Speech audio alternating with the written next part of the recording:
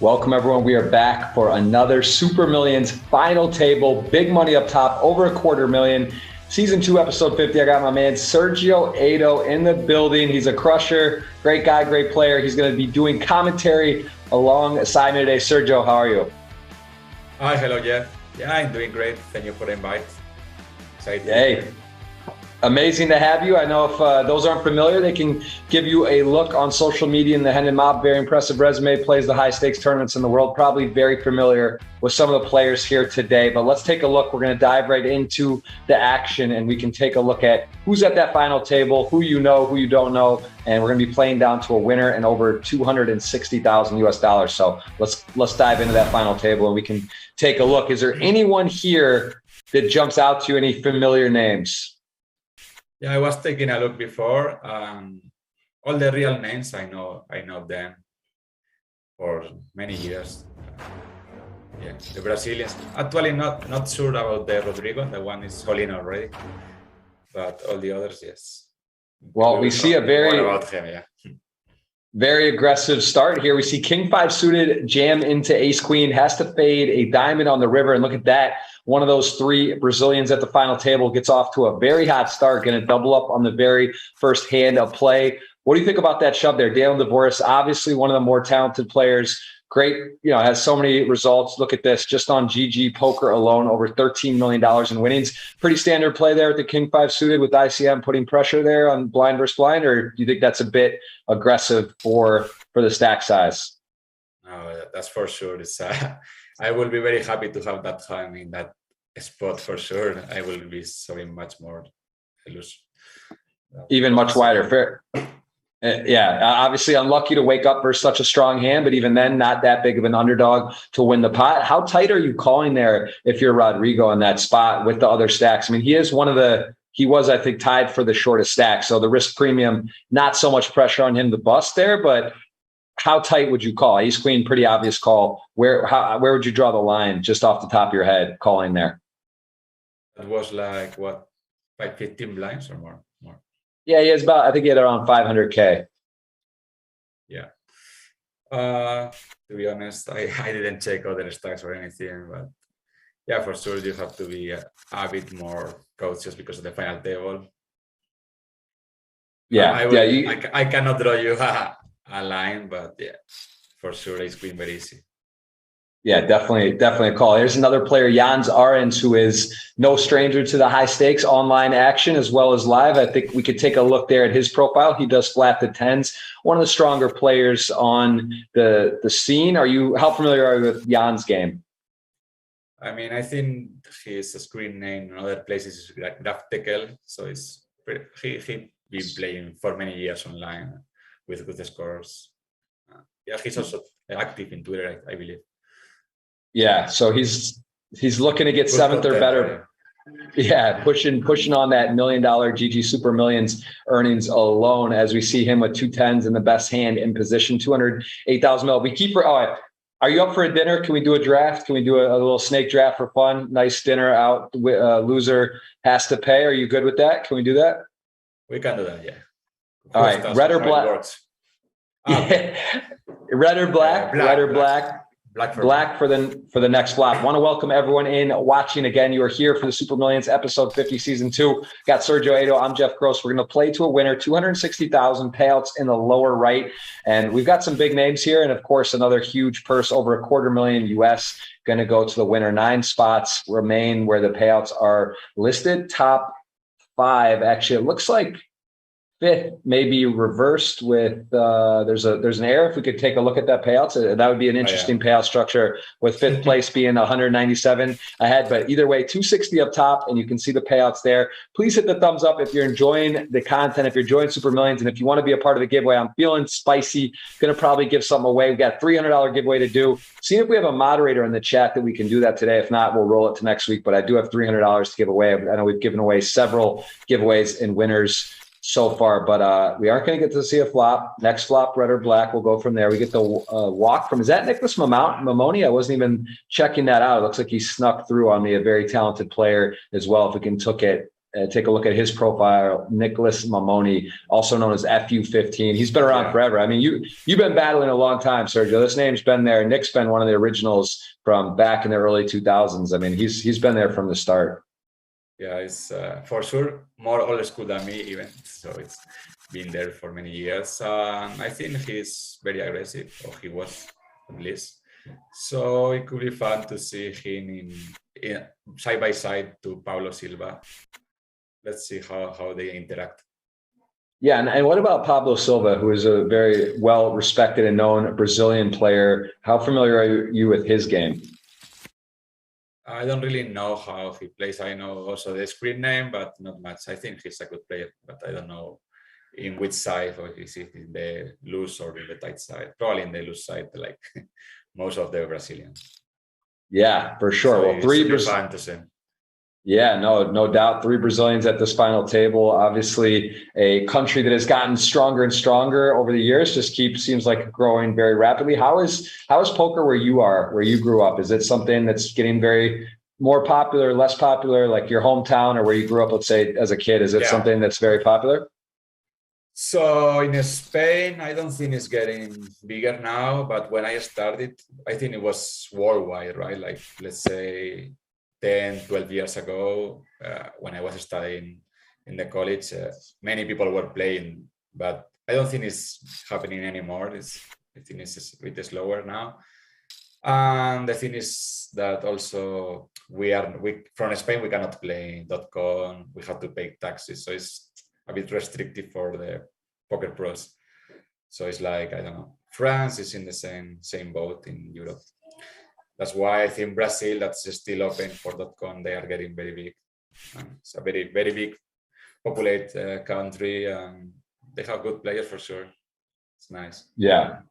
Well, here's an interesting spot. We got a little Brazilian on Brazilian crime. 8's open, get a flat with Queen 10 suited, and Pablo Silva gets a tier 1 hand there. 2 kings. Looks bluffy, right? Looks a bit suspicious on the button, squeezing it up, but he did have the goods, and a nice fold there from Pedro, who is basically tied as our short stack. Decides can't really flat, has to either go with 8s or fold. He does fold, and we see a good decision as he would have been a 4-1 underdog if he had put his money in. So nice release there for 8s. And we have seen, I don't think we've seen a flop for a while. We need a red or black so we can do our. I thought about that already. Yeah, snake draft. I don't think we got to see one yet. So this might be the one though. Let's see. We got ace queen suited, going to be opening, and maybe just see what Daniel does in the small blind. Likely. But then I guess pre-flop for Daniel. Yes, call, right? Maybe. Yeah, I mean, I guess he could. Or maybe put the pressure, go all in. I'm not sure.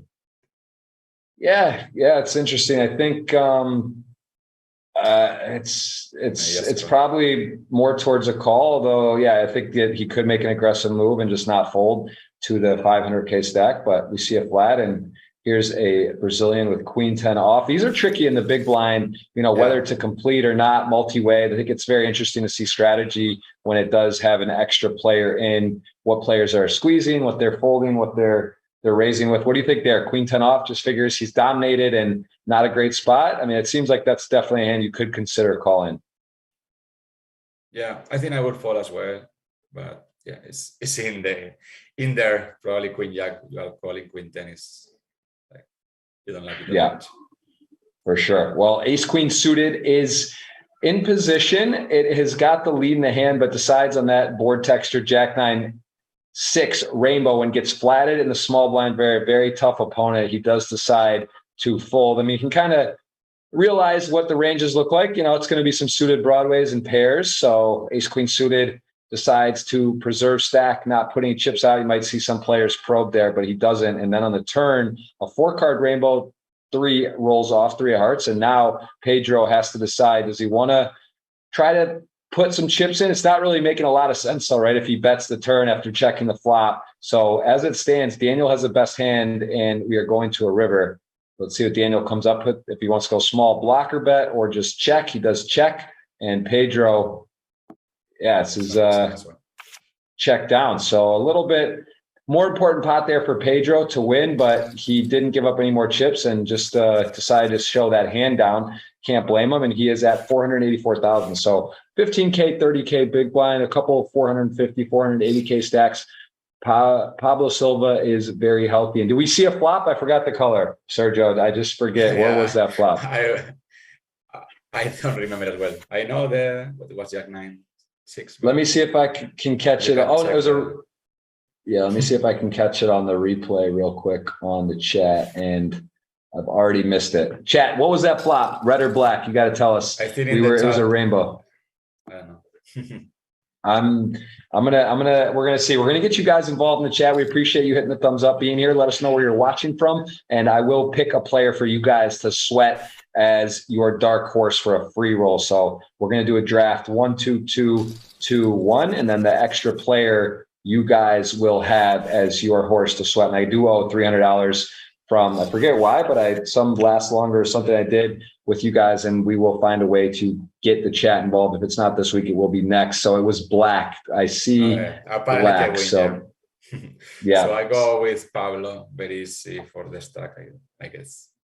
Okay, so good choice. I get 2. I'll take pretty nice. It lines up with 2 competent pros who I know how to play, and they have a nice stack. So we got Daniel Dvoris and Nicholas Mamoni. I'll take. So then you get 2. Okay, then I get Jans, and I will get. Let's think about it. Can I see this hand first?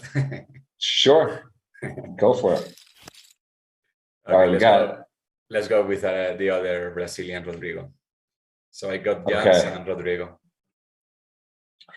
All right, you're going Team Brazil over there. So now I get, what do I have? 1 more then? I believe that's right. So you'll have, it should be 2, 1 more. Yeah, so I will take. There is 4 left yet. Leonardo, Clarence, Pedro, and Benoit. Okay, so I'll take Leonardo. I guess do we still do 2 and 2 then? So I already picked 1 more than you, so you can do 1 and I can do 1. As I mean, you can do 2, I can do 1. I guess. Okay, yeah. So I get Leonardo, and then so it's my turn, right? I get 2. I get 2 in a row. Yeah. Clarence, I'll take Clarence. Okay, then I get the other Brazilian. So I get the. Oh wow, man! My wife's Brazilian. I got no Brazil representation here. Good luck to you, Boa Sorte. Well, so there's 1 extra one, right? That's what I'm saying. So the chat is going to get Chris. They get Chris Benoit, who is going to be their dark horse. I've seen a couple spins from the back that have taken it down. So you guys, I'm going to put. Let me see what we're doing here. We got 500 on right now. We got a 24 likes. If we get to 200 thumbs ups, it's a $200 free roll for you guys if Chris can get it done. So we'll start with that. And I usually like to spice it up a bit. We'll see how Chris performs. If he stays in it for a bit, if not, I may add someone else. But everyone got a little bit of action, and we are playing for a nice dinner between Sergio and myself for starters. So that'll be fun. What is your poker schedule coming up? Are you looking at anything live over the next few months, or are you just going to be playing online, taking it easy? I just arrived last night from Vegas, so I was not thinking about next tournaments. I might go to Barcelona. I'm now in Mexico.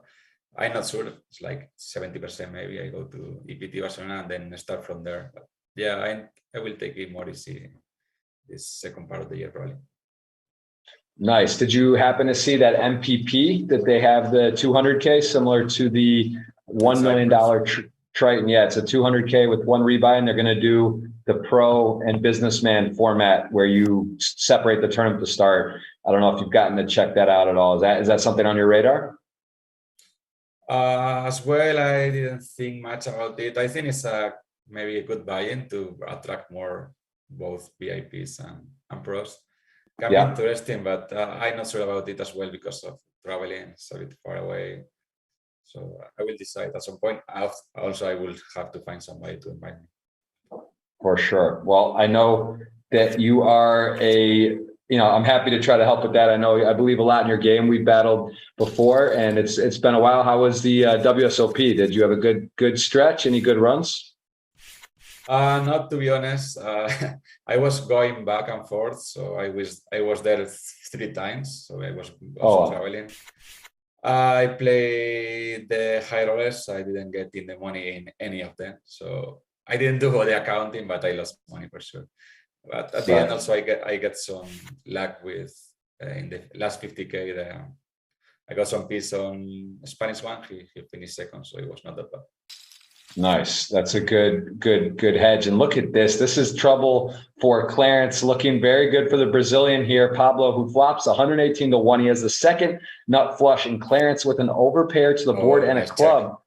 Nice checks back. Very savvy in this particular spot. Potentially could save himself some money. At the same time, Pablo may, this is a board where he's going to definitely have some straights more than Clarence. And now it's a matter of, obviously Clarence has the club. He's not going to be able to fold. He's drawing dead. He does not know that. So he calls. And as it plays out in the river, this is always interesting. I think the great players seem to know where they're at. They seem to know how they're perceived and what the board texture is and how much to bet here. So it's a bit tricky. Pablo knows he has the best hand, got the second nuts. He believes he's got the best hand, but it's a matter of what can my opponent have? What will they call with and how much? So let's see the sizing that he goes with here.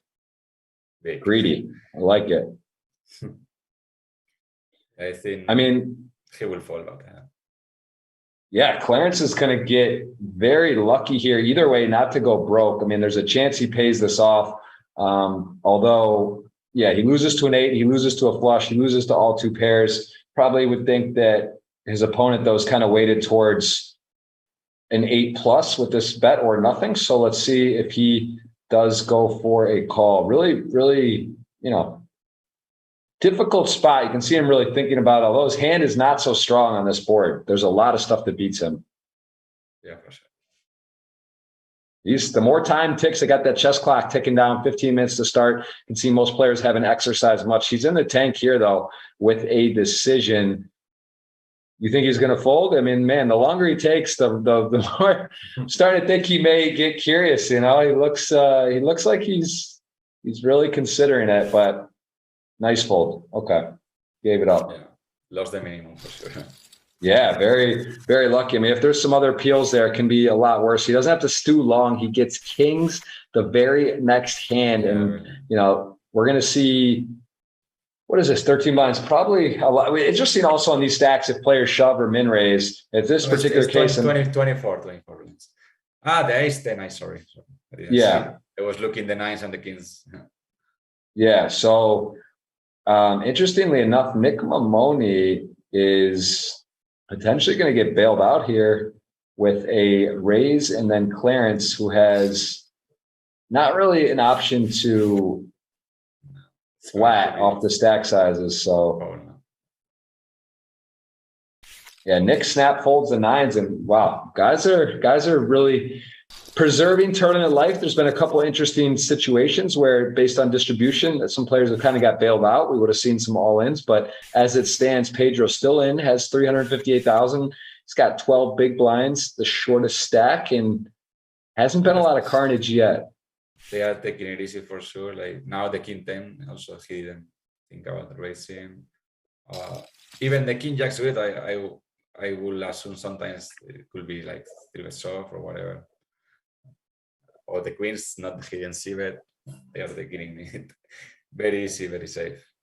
Let's see. Yeah, we got the over-under for 2 hours has been sort of the line for the show. But man, if these guys are playing careful, no one's busted, we could be in for a while. Hope you guys are enjoying. We've got a full final table playing to a winner today. This is sort of just after the World Series. Now we're seeing the prize pool start kicking back up over $250,000 to first place. This is an event that takes place on Sunday, final table on Tuesdays. You guys can join me every week. We'll have a guest on, and we appreciate Sergio coming on and doing some commentary today for us. Does play the highest stakes tournaments in the world. Go ahead and give him a follow, guys, on his different socials. Where are you most active? I know you're on Instagram. You have Twitter. You use as well. What's your sort of social media people can follow along with you? I have Twitter, but I just use it for retweets. I don't post much anymore. And for Instagram as well, maybe it's like 80% food, 20% poker. So I don't know if people will be interested in that. But yeah, both are like C. Cedric. That's my screen name in other sites. For sure. Well, right here, we got Mamoni with ace jack off. Gets about a pretty as a flop as he can see versus a cutoff flat. Jack deuce four rainbow. Slips over some rope. We saw 50% pot size bet from Pablo Silva, who now with no equity on the turn, the board pairs the four, decides that's enough and waves the white flag. And Nick Mamoni with the ace jack, top pair, top kicker on this board. Feels pretty confident. Be interesting. He does go for a check, though. Again, which is again sort of one of those spots, right? If your opponent has a hand like sevens or sixes, maybe you want to bet because they're going to check back. If they have stone air, maybe you give them a bit of rope, and he does give the rope here. Let's see if Pablo's going to wave the white flag or put some more pressure on. 9 high. Knows he doesn't have a winner. Goes for the pot size bet, and this should, if Nick doesn't fold, work out very well for him. But, you know, that's a big sizing there.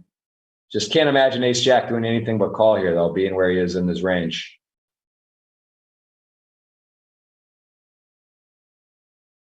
Yeah, and reading the chat, I will try to speak louder. Sorry about that. Yeah.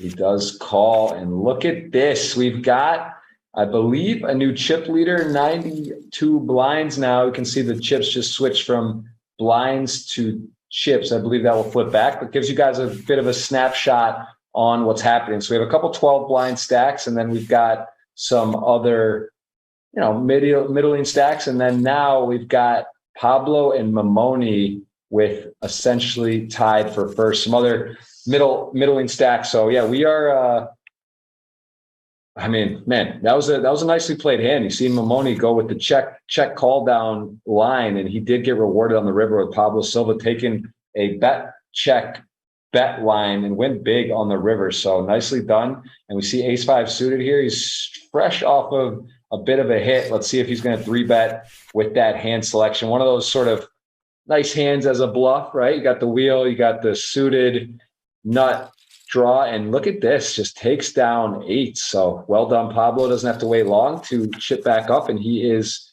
essentially tied for the chip lead. What do you think about that 8-9 suited bluff as it played with the worst hand there? You think that's I mean, it's going to put some middling pairs and ace king in some tough positions there? Yeah, to be honest, I'm not sure what he's representing. Just some trips in the river, or I don't know. I don't think I like that much. So maybe I'm just too tight. Yeah. Yeah, it's yeah, I mean, look, he was at a hand that he was very high up in his range. He's going to put hands like ace king and sevens or so that would maybe check call flop and then hope to get to showdown on the river in a tough spot. But yeah, even then, like your point, what is he really representing in that hand? So you know, these guys are playing at sure. Yeah. These guys are playing at a high level. They're definitely capable and willing, and it's always fun to see different strategies, and even the best players in the world sort of take different lines, different approaches in different situations. I think that's what we agree is why poker is so great, right? If everyone played the same way in every spot, it would be not so fun. So it is fun to see the different styles and people stepping out from time to time. So let's see here now as we see ace king for Rodrigo going to open, and Clarence is going to have he's got a pretty good hand to play in the big blind. Although, again, there's a few very short stacks. So this is kind of one of those spots where you just don't want to bust. If there's two guys so short and you realize you could get put in a tough spot. So let's see what Clarence goes with here. All in. Wow. Folds eights to an open, jams ace three suited, just maybe thought he was picking on those stacks, and he is going to need runner at the king high flop, and he is drawing to a chop on the river, and it is paint but not it, and that is going to be our 9th place finisher. Ace three suited with 2 short stacks. I was just saying, man, maybe be a little careful, but he might have leveled himself there and thought that Rodrigo's opening into these short stacks in his hand. He doesn't want to call, get outplayed, just shoved it in, and kind of unlucky to run into the top of the range there for Rodrigo. So 9th place going to go right there. We're guaranteed 46,000 for the 8 remaining. What do you think about the ace three suited, Sergio? I think that's good for our dinner bet. Yeah, I rather call probably, yes. still you can, but of course it's a good hand for 3-bet shove as a bluff. For sure, you're gonna have your 30% always. So I don't consider it like a big mistake for sure. Yeah, makes sense. Makes sense. And of course, Rodrigo has to fall a lot for that 21 blinds.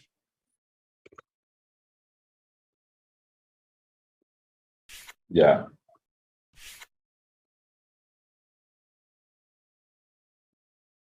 Yeah, that was our first knockout. We had seen a few spots where it could have gotten in and things didn't happen. And then all of a sudden, that's why it's so crazy poker, right? You just don't know. Like certain spots we think are going to go one way, they go the other. And there is a look at Clarence results, 142,000 on GG, his first Super Million score. So gets a final table on the books. Very nicely done.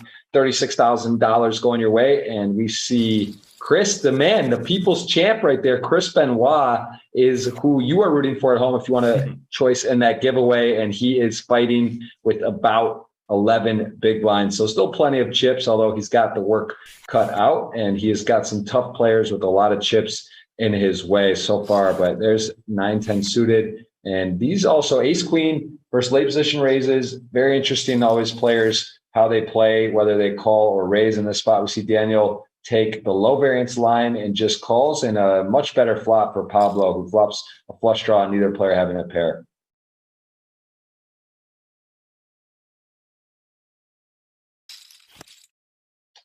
Okay, so yeah, I mean, in this price pool as well, it's like it was one buy-in only between 9 and 8.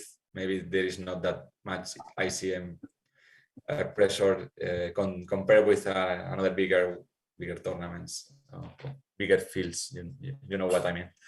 So yeah, maybe.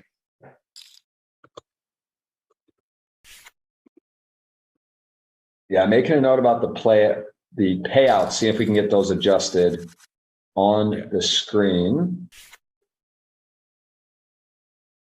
And yeah, let's see. So this is okay. We're down to 8. Yeah, so the blinds are at 17.5 and 35,000. We do see a shove from Pedro. Can't blame him. 2 threes. And Daniel's got 1.5 million. Only one player behind. King, queen off for this amount of chips. Is going to go ahead and make the call. Just realizes there are some weaker broadways. Going to be flipping a lot. And he does peel it off. So we are flipping here. King, queen gets a very nice start.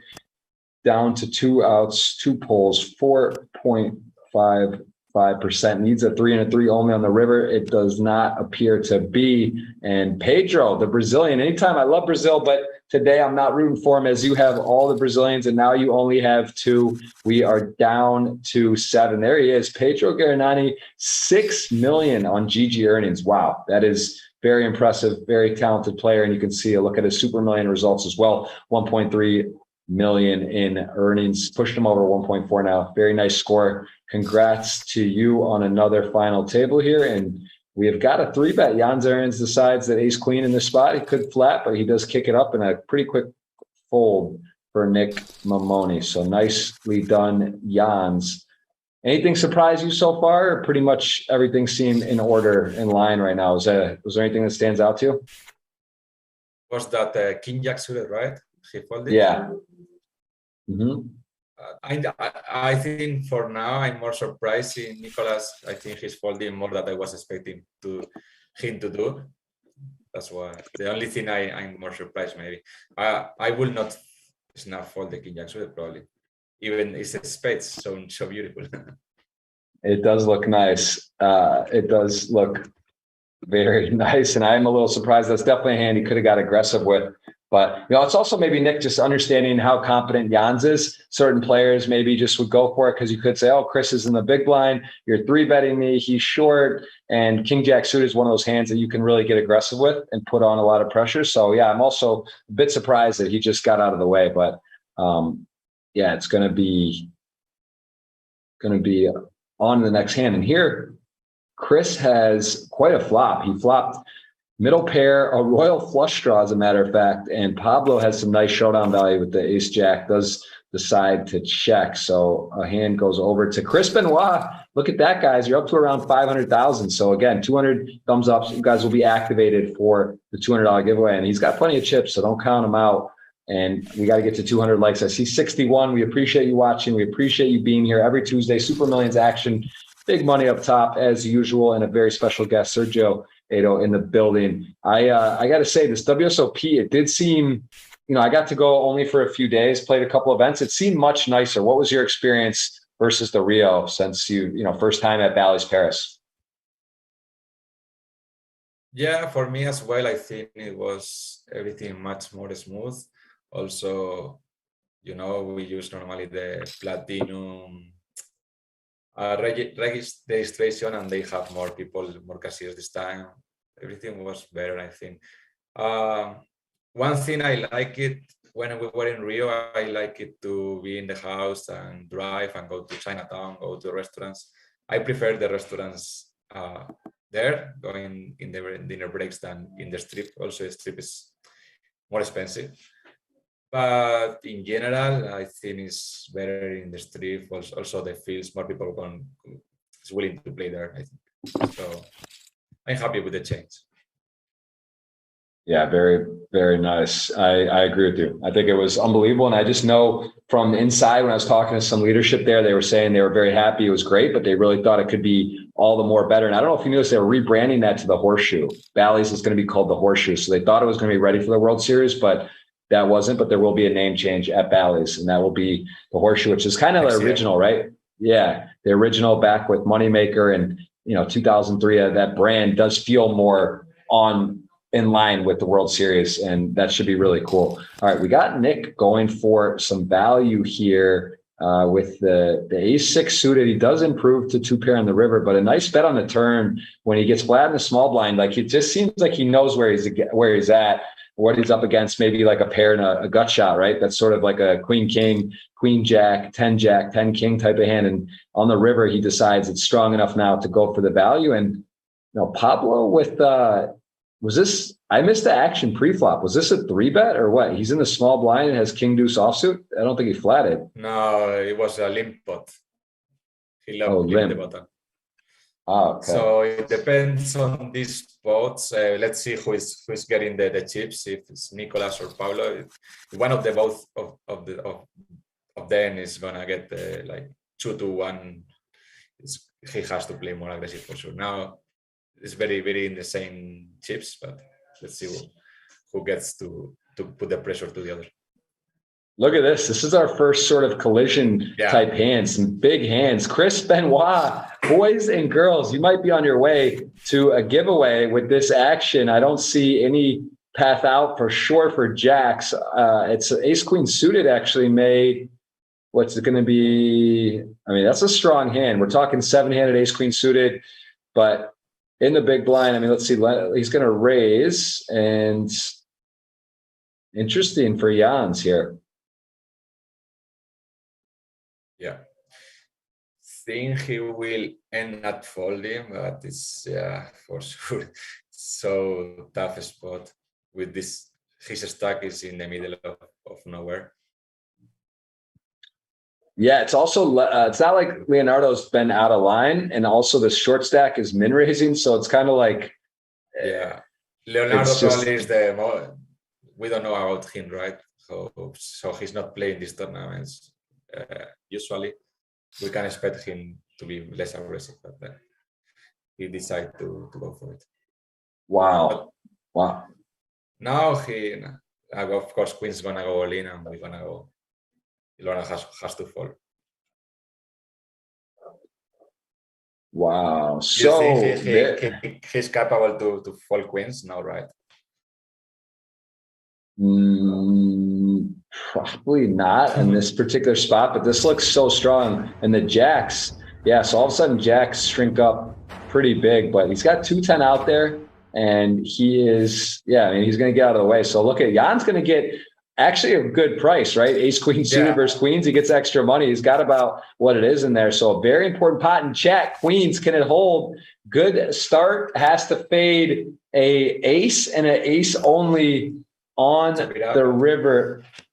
And it is a double up and some. The chat is alive. If you guys are fired up, type a G in the chat. GG, not to be. Chris Benoit is not out. No GG for him. 1.1 million. He is on the way. And look at this.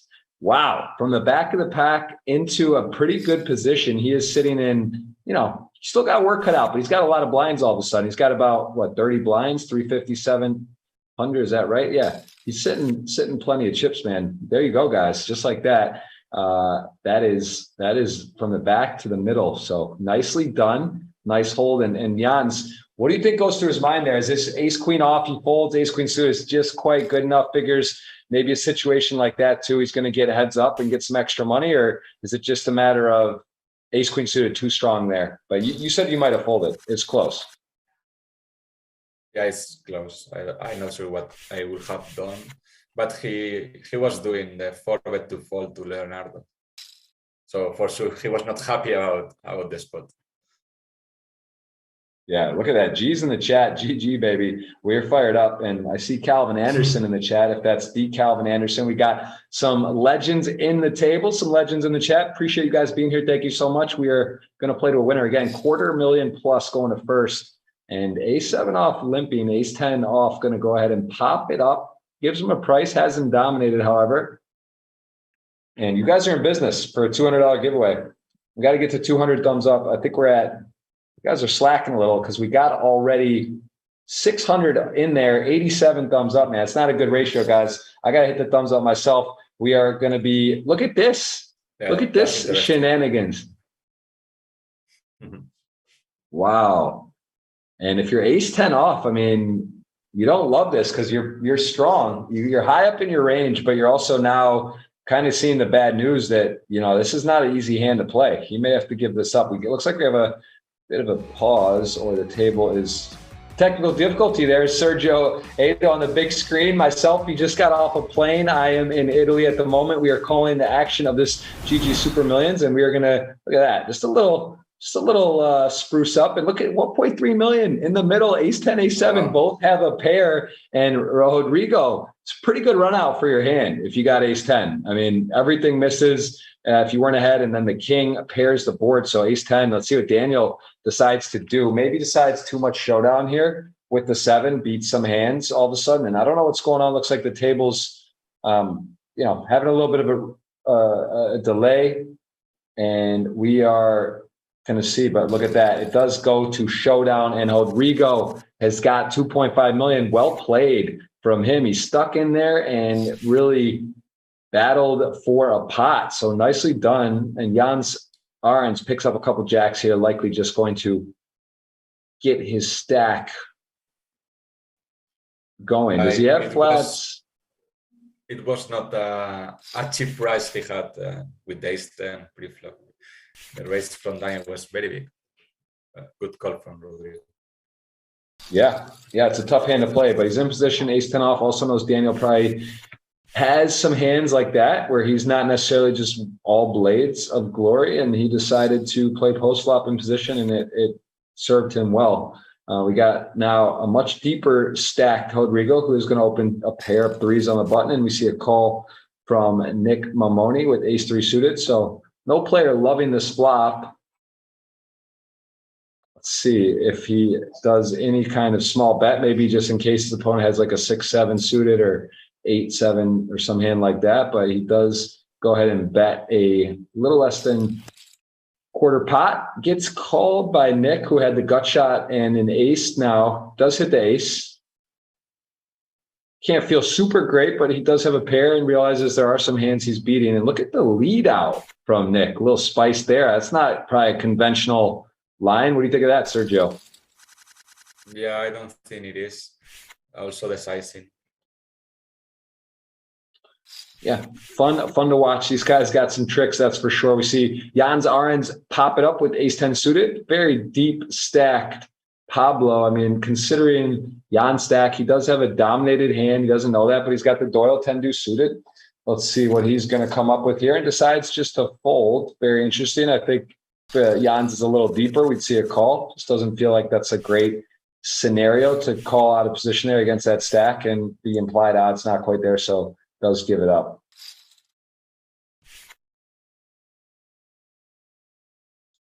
All right, This Leonardo should be 20. only.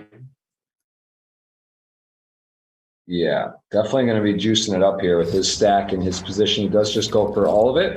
Going to be a quick fold for Nick, and we will move on. Again, 7-handed at the moment. Your dark horse, Chris Benoit, off the short stack into $1 million all of a sudden. Exciting for you guys. And we're going to play down to a winner. We are going to absolutely play down. What do you think about that versus how does that impact your decision in a tournament like this where it's a day 2 tournament, right? You play on Sunday and then come back Tuesday. Do you like that? Like, all right, my day's done. I don't have to play super late in the morning. You know, I finish and I come back Tuesday and have a fun final table, or would you rather play the event all the way through in something like this? I'm not sure how late it will finish at night, the sessions, yeah.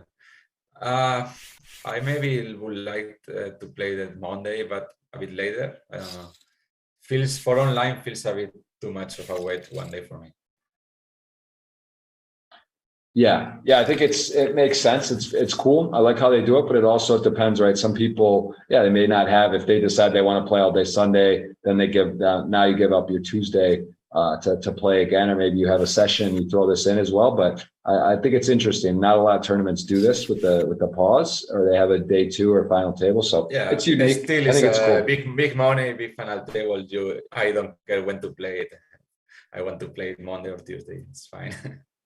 Yeah, you can push back plans. All right, well, Pablo's getting pretty aggressive. He is definitely opening up a wide variety and range of hands as he can when he is one of the table captains, not the chip leader, but essentially tied for the lead. And Daniel going to go ahead and kick up the price with the ace-king offsuit, and Pablo with a quick fold, not going to make a meal of it. We're down to 7, 260 up top, and a couple of interesting plays and some aggression being shown here. We've got a few playable hands. Nick going to open up the 4-6 suited.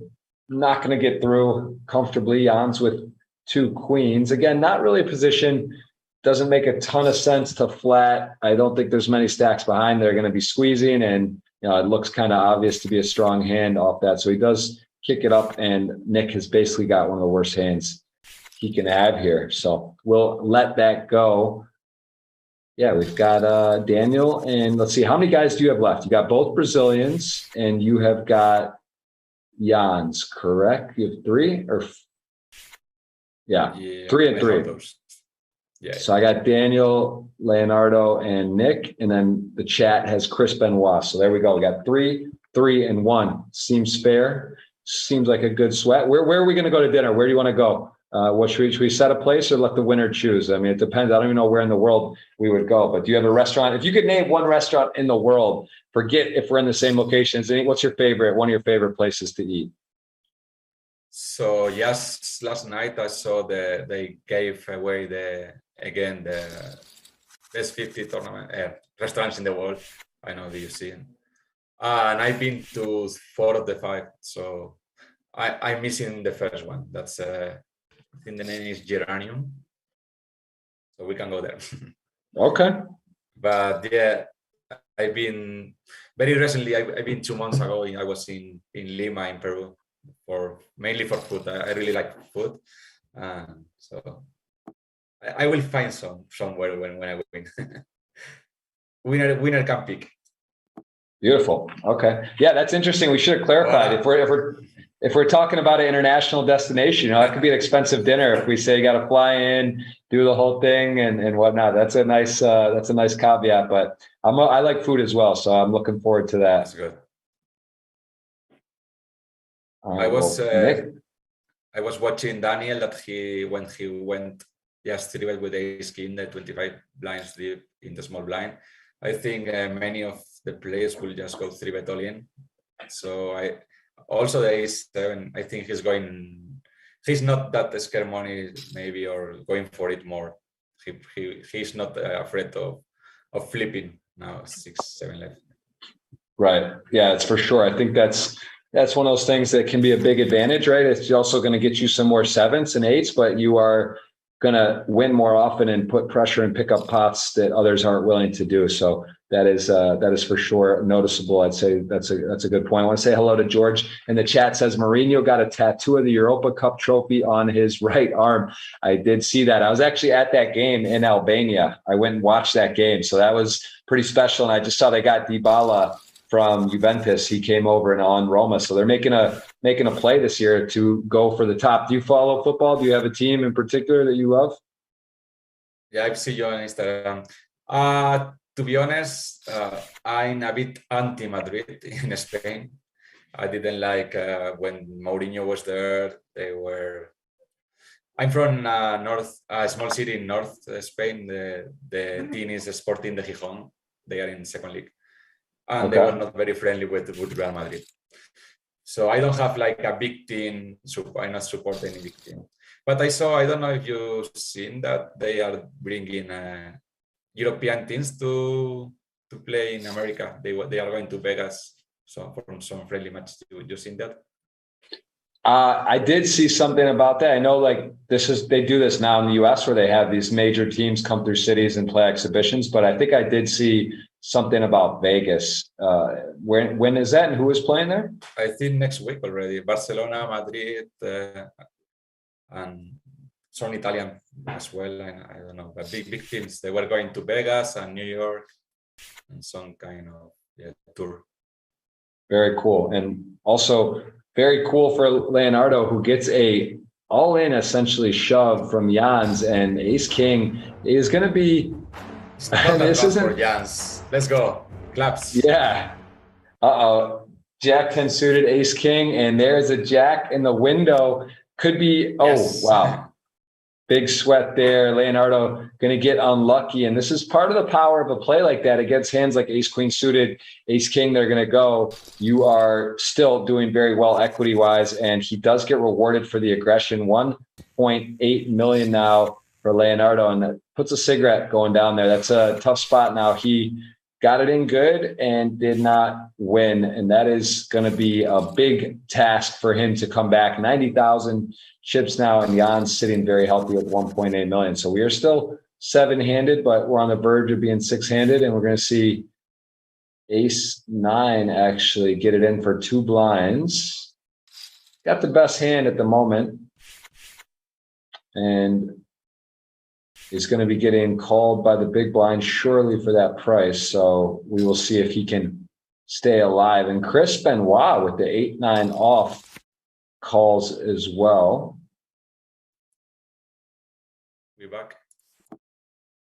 Yeah, we're here. And Ace 9 for his last 5,000 gets it in. 8-9 calls just for the runners. There's an 8. So he does pick up. I guess he'd have to hit running 8s, and look at this, a not favorable river for him as Nick Mamoni with the Jack 6 offsuit is going to make the nuts on the river. The Broadway bet small, and bad news for Leonardo, who does go out in 7th place. Also not looking as good for my team. That was a huge spot. Good game, and we are down to 6. So 3 players for you, 2 for me, 1 for the chat.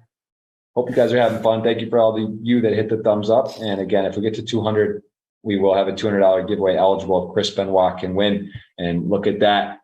First time in the Super Millions cashing 1.248 million in GG Poker earnings.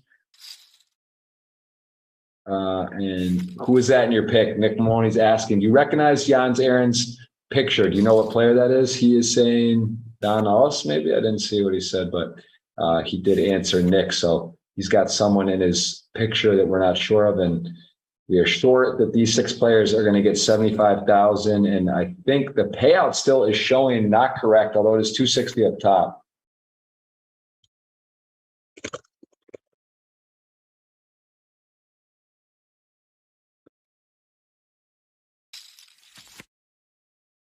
Okay, well, we are going to pick up the action. King 3 versus Queen Jack. King 3 has the best hand out of position. Queen Jack with 2 overs and a important heart in their hand. Let's see how proceeds here. And Rodrigo goes for the lead out, about a 3rd pot.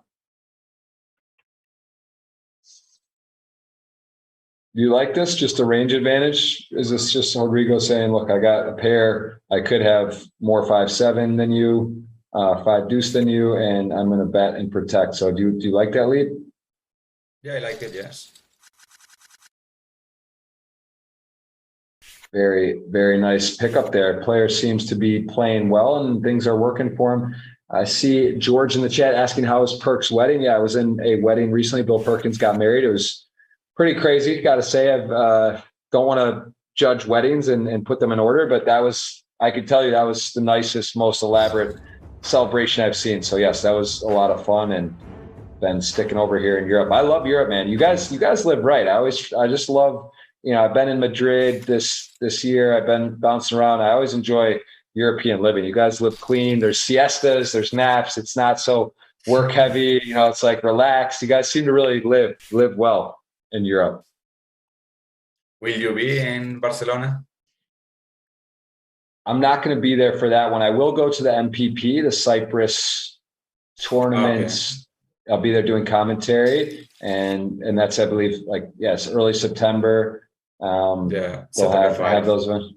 September 5. That's actually my birthday, and then I will go to Burning Man and then go there for that. Have you been to Burning Man? Yeah. No, I never been. But my birthday is same day then, bro. 5 of September myself. Oh yeah?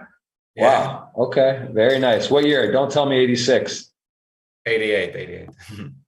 Okay. Well, that's very nice. There we go. So that's cool. Nice Virgo birthday. Yeah, it's the birthdays are fun, man. My wife's birthday was the other day, but you start getting older, you start, it used to be like celebrate, want to like be about it, and then you want the years to slow down. We're getting there, getting a little bit older, but it's that's a good day. Holiday in the US, Labor Day. I don't know if you don't have that, right? It's not Labor Day in Spain.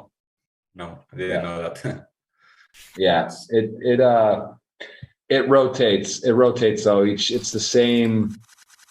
It's the first Monday every September, so it doesn't. It's not always the 5th, but yeah, it is. USA has a lot of holidays, man. Do a lot of Hallmark holidays, a lot of different days. It seems like every day is something, but that is particularly that was called Labor Day. Well, we see Ace Jack off here, open up in Rodrigo with 2 10s, early position raise with the healthy stack. Let's see what he goes with.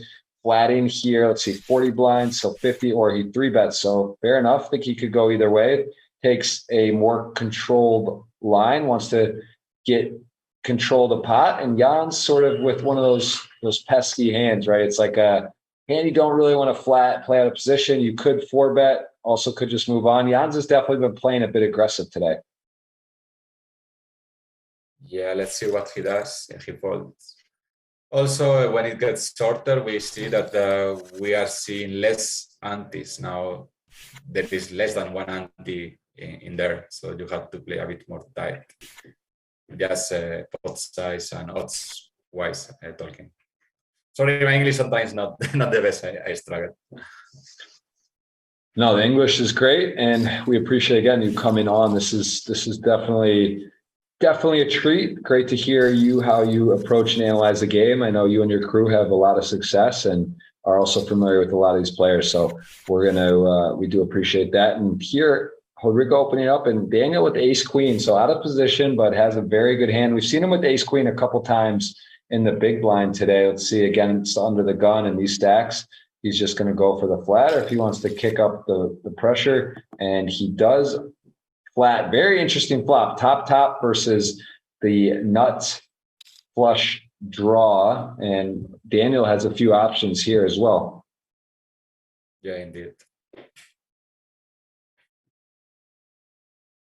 He's chosen violence on a few different occasions whenever he has a chance, and he is gonna go for the pressure here. And this is all of a sudden, you flop top, you're in position, the big blind can be so wide, but it gets a little bit uncomfortable here because you realize for you to improve, you could be drawing dead to some hands. And Daniel, though, is now with a decision, the SPR about 1/2, and I'm sorry, 2-1 in SPR. So let's see if he's going to just set up for a river shove, if he's going to bet or take. This sizing makes a lot of sense, right? He doesn't have to go so big here. He has the nut blocker, and he can buy himself potentially a winner or set up for a bluff on the river even. And Rodrigo now all of a sudden calls, and now here we go. So he's got the SPR of about 1 stack to pot ratio. And let's see what Daniel comes up with here. Yeah, it's interesting, huh? And it's what you say in the equities are polarized in the monotone flop. He just gives up. That's why he doesn't have to bet big in the turn. Yeah, so as it stands, Daniel does decide that he got called twice. He decided to give up. Also, Rodrigo showed some stickiness earlier, kind of onto Daniel, maybe knows how capable he is, and it maybe made him a little less willing to shell it off there, although it would have been a very difficult call for Rodrigo there on the river. Yeah, for sure. What do you think he would have done if he had bet huge or all in? Do you think Rodrigo finds a call, or you can't really call there? I don't really know. You have to puke. What do you think? You will call for? Yeah, it's hard. That's honestly, it's just such he's got so many flushes he can have. I think I could maybe with that only one ace jack. I will follow many things, or maybe you just want to call with king jack with the king of clubs, or of course queens and kings with the club. All right, well, ace 10 calls here, and he has Daniel in a bit of trouble, and more trouble now after the flop's going to need runner. There's a part of that runner.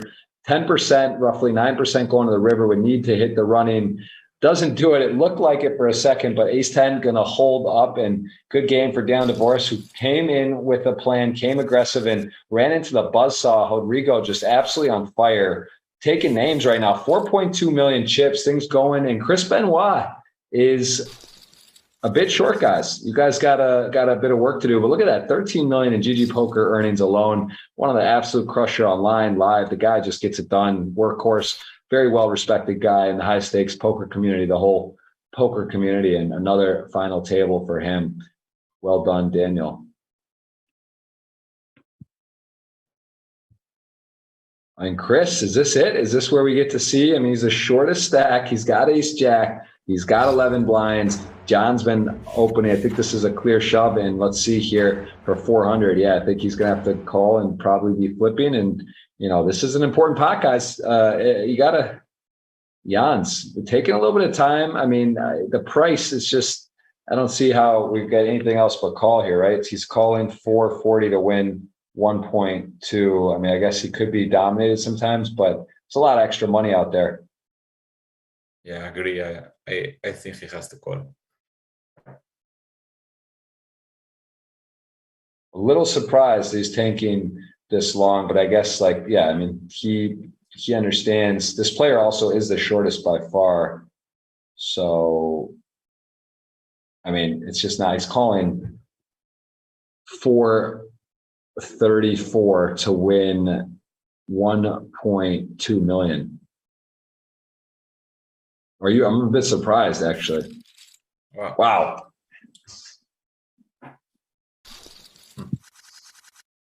Wow. Chat, that was big for you guys. No showdown, pick it up, and would have been behind flipping, as a matter of fact. Wow, maybe it's the chat's day, Sergio. They might just get they might get a $200 stake, get 800 on. We're up to 122 likes. Got to get to 200 to qualify for the $200 giveaway possibility. I do have a $300 giveaway I'm going to get to you guys. I have to figure it out. A YouTube picker. I thought we had Danish Sausage in the chat as a moderator today. We don't. So don't worry. I don't forget. I got you guys 300 giveaway coming up. So we'll figure that out. Slow roll. That was sick, man. I'm shocked. Can you plug that in, Sergio? Can you talk to your camp for me? Can you guys review that? Is that a mandatory call? I mean, is that like, I'm a bit surprised there. I guess he doesn't expect Chris to go all in with sixes there, but I personally think he will do. Now is what you're saying. If he's like the stone last, he has to go for it with more hands now. So yeah, he just didn't want to double up the short and be himself the short. Very interesting. I mean, look, I know Jans is one of the best poker players in the world. I know he plays spot on. So look, and that's a point I like to make. In spots like that, where you could be judgmental or look at something and say, oh, that might not be right. I look at that like, wow, that's super interesting. Why did he fold? Want to look into that. And I know that he's making the right decisions at a very high frequency. So that's an interesting one. And of course, we can see the cards, right? He's a genius too a lot of the time because he just has 9s plus. And I mean, I guess, yeah, it's the other side. He is flipping. It's not like he's just got 5s there or ace-5 suited and he's crushing the guys. So they would have still been flipping for a very important struck part of the tournament. So interesting spot. And Jan's still with 1 million chips, 20 bigs, 21 bigs almost. So interesting. Now we got fixed the price pool. We can see it's 96 for the fifth. Yeah, we are down to 5 that kind of relatively quickly, and we see a few stacks about 1 million, and then we got some big stacks as well. The two of the 3 Brazilians still remain. Rodrigo is our chip leader. He is going to be betting with a modest hand, turns some equity with the flush draw. He is behind the king 8 in the big blind, but the board gets dicier. Let's see if Rodrigo decides to see his equity or if he wants to put pressure here.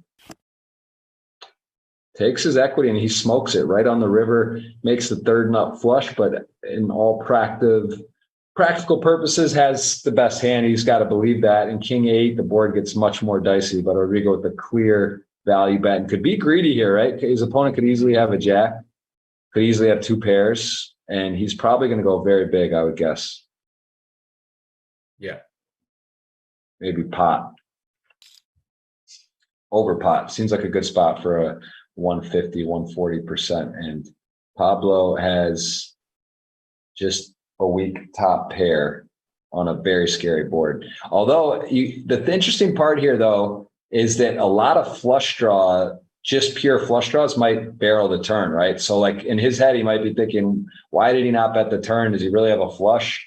Like, you know, you could maybe talk yourself into thinking that your opponent just has the ace of hearts or something here. Yeah, but still he's got what you said. He's got so many 2 pairs, so many straights, and even the king with 8 of hearts, maybe some more blocking the flushes. For sure. Yeah, it would have been quite a hero call and one that would have been incorrect. So nicely done. Folds it down. We're at the 50K big blind. 5 players remain, 96K and change, almost 97,000 guaranteed. So the next player out will lock up 6-figure score for the group. But this is essentially 6 figures. This is a nice ROI if you're playing the 10K. A lot of opportunity to come in for less. Satellites run, I believe. I know there's $1,000, $500 ones. I think there's $100 satellites and even less to get yourself a chance at the 10K Super Millions weekly on Sunday, the final table here on Tuesdays with myself and a special guest. That special guest is Sergio Aido today. And King Jack suited, gonna jam 2 deuces. One of those spots where when you are not first in, it's not so fun. He does fold, not wanting to basically guarantee a flip or even worse. So fold for Chris. The chat lives on to a sweat at this $200. So let's see what happens here with the remaining 5 players. I mean, Rodrigo's got to be a pretty big favorite. He's got a lot of the chips in play, 4.7 million, and Nick Mamoni with a nice 3.2 million sitting pretty well. He's sort of moved up, chipped up pretty seamlessly this final table as well.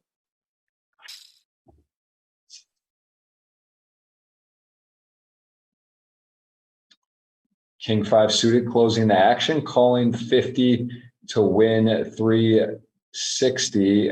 Maybe does he have some squeezes here on this King 5 suited? Is that what he's thinking, or is it just too good to just close the action and call? He's actually dominated by the thing. Wow, that surprised me. I mean, I know you're supposed to be pretty tight in that spot. What do you think about the pure fold King 5 suited? Yeah, I will call. Not sure if it's right or wrong, but I will defend. That's surprising to me. The second nut flush closing the King 5 suited, that really is a interesting fold there. I mean, that would be worth noting, right? If you're playing and notice like Pablo and you're like, all right, this guy, you know, he's playing. That's a very very snug fold in the big blind in that for that price with that particular hand, but he's going to save himself some chips.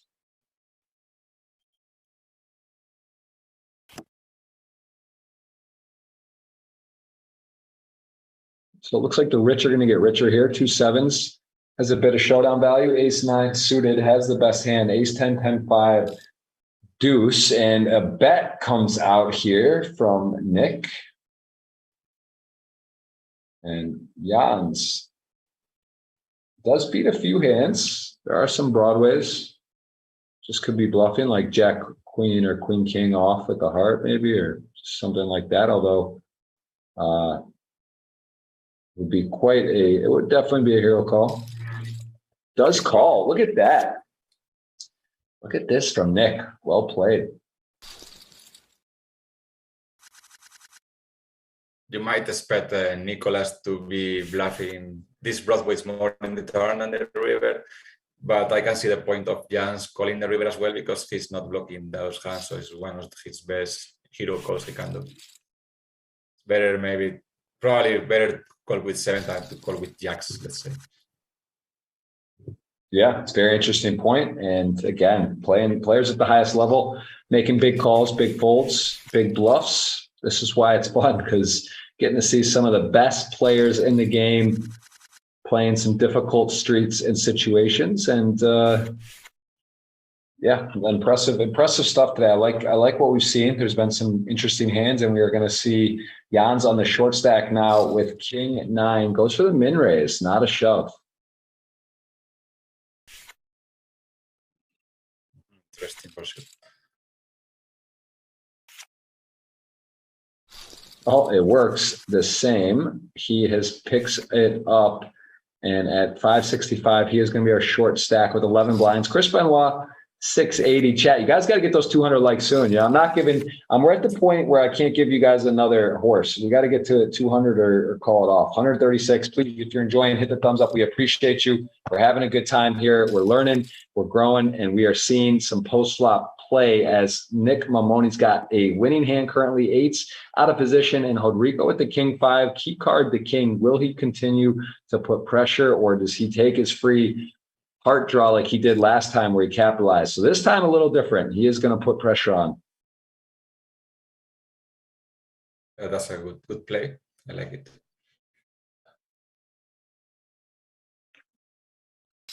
Nick sticks on. Wow. Million in the pot. Nick Mamoni is going to go ahead and say, you know what? You're basically saying you got a flush or a jack. And if you have a flush, would you bet that much? And now Rodrigo has got a decision on the river. Is he going to follow through or wave the white flag with King 5 off? He should bet again one more time. And it should work. 550.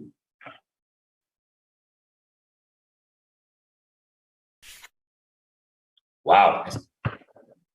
Nice hand, Rodrigo. I wanted to call for Nick and the chips, but 5 million and an impressive line there. Nice follow through. And Sergio picked it right off. He knew what was likely happening, and it did. And here's a similar spot. Let's see, that's 67. It's similar. Very different because the open race with 12 blinds is not the same as open race with 25, right? Yeah, he did fold. But it's interesting as well to see Jans that he's raising fold in these hands, like King 9. Probably you can shove for chips, but he decides to just open raise to fold. Ace 10 the same, very similar spots. I don't think he has that many open raise folds. Probably like he's got King 10 in the button. He's going to open shove. He's got an Ace Jack. He's going to open shove. Those two that we can see he was willing to open fold with just 10 blinds. This one he's going to 3-bet shove. Also, like the blinds raise up now at 60K.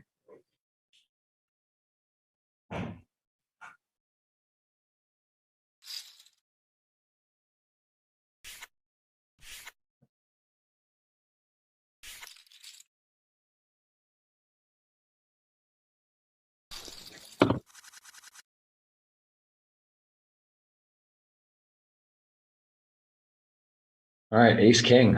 Pablo Silva, been active, been opening a lot this time. Not going to likely have a customer. King deuce off in the big blind.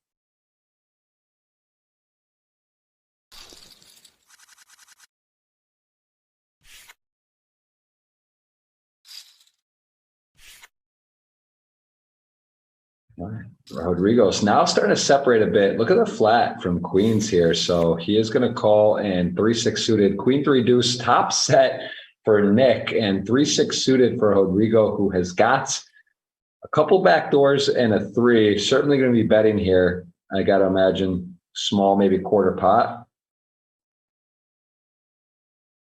I would guess, but then again, these guys got tricks, they got plans, and he does go for about that quarter pot. Top set for Nick now. What does he want to do? Is he feeling a check raise? Does he just call? You know, he goes for the call. Interesting turn where the, yeah. Danger. Yeah, for sure. Rodrigo, we saw he might bets to try to fold this guy from 5s and some hands. Yeah, maybe a big bet again here. This could definitely be a big bet potentially. 427. Nick has got the nuts on the turn. The board gets more dynamic now. There's flush draws, there's straight draws, there's all kinds of stuff. So this will be very curious on if he decides to just call or spring into some protection / value in the hand. So this spot is very curious to me.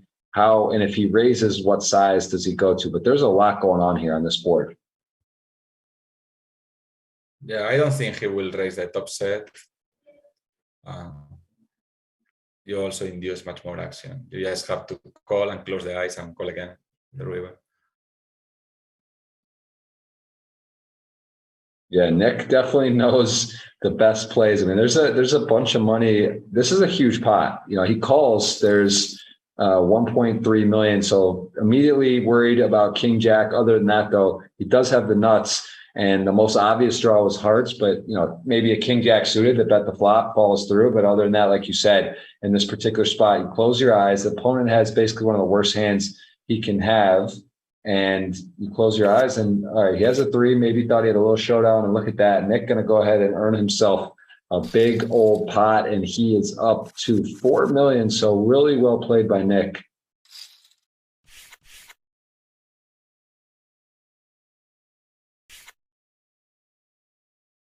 Yeah, so Jans and Chris Benoit are on the shorter stack.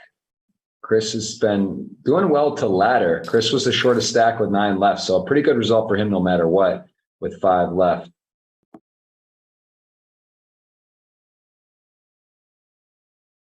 All right, we got Jacks versus Jack 7, 6-4-7 flop. Rainbow Jans Aarons has got a piece of the board, and he is going to be in a pretty big deficit here. Needs a 7 or some running hearts. And on this particular board, I think, right, you see a chip leader opening, chip leader falling through. This just seems like a spot where you may just feel you have the best hand and put it in, and it's going to get snapped off here by Rodrigo, who is going to have his opponent in very bad shape. You can see he needs a 7 or 7 only, now a 5 to chop or a 7 to win, or else we're going to be down to our 4 players. Look at that. What a ladder from Chris Benoit. Up to 124K. Jan's going to pick up 96,997. Nice game, nice play, and my man is fired up. Look at this. Super Millions, over $1 million now in earnings for the Super Millions series alone. GGPoker winning 6.7 million in earnings. And story so far, man, I got to say, Sergio, this has been a masterclass from Chris Benoit, laddering up. 9th is 36K. He's picked up about 100K for surviving so far. And the chat is fired up too, because they're still on the $200 free roll. What up, Oliver Biles in the chat? How are you, Oliver? Good to see you. Had a little sweat of Oliver in the main event this year. He went deep, cashed. Do you have any main event sweats? What's the best sweat you've had in a swap or a piece in the main event ever? You ever have any big results there? I was very lucky because I don't usually buy action, but let's say I think 2014, many years ago, one of my friends sold me action because he had no much cash, and he made final table, and I had 40% of the final table. So it was the very big one. He finished 6th, Andoni. What's that? Like 1.4 million? 1.6. Yeah. There was 10 million. The year of Jacobson was it. That's funny. I actually at some point he was chip leader in the final table. I think, maybe 2 in chips. Wow, I had actually the exact same finish. My biggest piece ever in the main event was 6th, and I had a piece of Tom Cannoli, and he got in aces to 10s all in pre-flop with 6 left, the second hand of the second day of the final table in 2015. So that was a sick beat, but still a good score. I think he got 1.4, but that was fun to sweat. But yeah, it's fun. Main event action is definitely a treat. It's just a special chance for a big ROI and a great tournament. So yeah, it's fun. We are down to 4. Wait 1 more year. What's that? I said that we had to wait 1 more year. This year was not ours. Let's see. Yeah. I missed my first main event. I had the wedding, and my Bill's wedding was the same exact time, like July 7th to the 11th or something ridiculous. So there was no way to play it, play the main. So I was disappointed, but yeah, next year it's okay. It'll be back next year. All right, we got 3-5 suited, ace-7 suited. Pablo has the best hand, best position, and let's see what he's going to go with here. He does decide to check. Nick going to pick up a gut shot, but ace-7 suited. Doesn't bet the flop. Let's see what it goes with on the turn.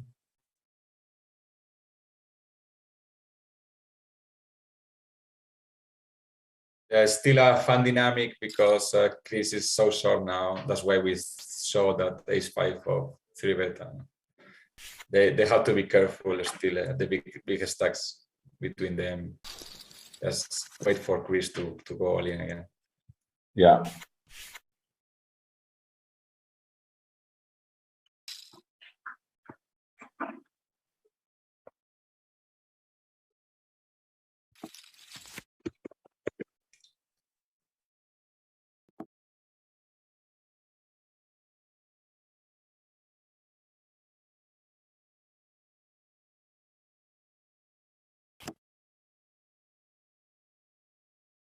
All right, we got 4 deuce and ace-3 open-ended. So Nick's got some equity here, and 4 deuce does have the lead. But like you said, everyone wary of Chris, going to make him potentially put his chips at risk, and probably not going to be too out of line situation here. Although we do see a bet and a call. 4 deuce does have the best hand. Ace-3, could be thinking it has the best hand anyway. It's got ace high. Some hands that miss here.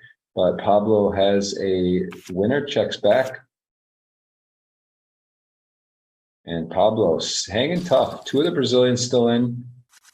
And we've got a 2-to-1 scenario. You've got a nice little lead on our bet with 7.5 million to 4 million chips. And Chris finds queens, and he's going to get a customer here versus Pablo.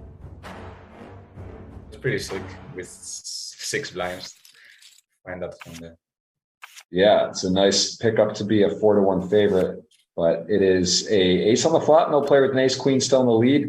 Sweaty turn, needs a 9 or 10, or else it is going to be a double up for Chris Benoit. It's not to be. Guys, got to hit those thumbs up if you want the free roll to be active. I'm not going to leave it open forever. Chris Benoit is doing his best to get you guys a $200 giveaway. We have $300 giveaway pending. Looks like it's going to have to be next week. It didn't get I thought we had a moderator set up today. It's not organized, so I will have that 300 pending. We'll make it 500 if Chris Benoit can take top 2. That'll be the total for the giveaway. And look at this, ace king. He's going to get a raise and a takedown, likely put him close to a milli again. So he's still in there, man. Chris Benoit is not ready to go home yet.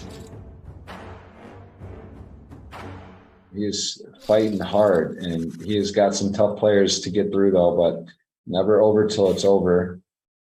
I'm trying to think the last time we played, Sergio. I know we played live in the 100K one drop years ago on the bubble. I remember that. That was fun. That was a good 100K one drop tournament. So I don't know if we played it. I haven't played a lot of live poker the last few years. And then of course COVID. Have we played recently? I don't remember anything else. It's been a while. I will say no. I also remember that time that you were recording, right, as well, or making some, yeah, some videos. It was fun. That's good. I cannot record. I cannot remember another time. Yeah, that was a while ago. Queen 6 getting a little out of line, but what a flop and then a better turn. And look at this hand. I mean, talk about a situation that Nick has got. He's got a pretty good hand here. He's got a pair and enough flush draw, and Rodrigo's going to get potentially some nice value here if he can fade, which he does. So everything misses, and he's got top pair, although not a strong top pair. And he'll probably just be happy to win this 1.25 million. I don't see the value bet would be impressive and also super thin. But I mean, I guess he does have top pair as the hand played out. Do you think he can suss out some value here? I think he can, yes. Nicolas should not have many two pairs or better queens.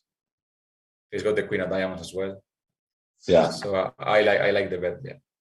And this time maybe he gets called because he's playing so wide range, and Nicolas seems a bit capped, so he can find a call. He's not blocking the 9s, the 10s, the 6s. It's not a bad hand to call.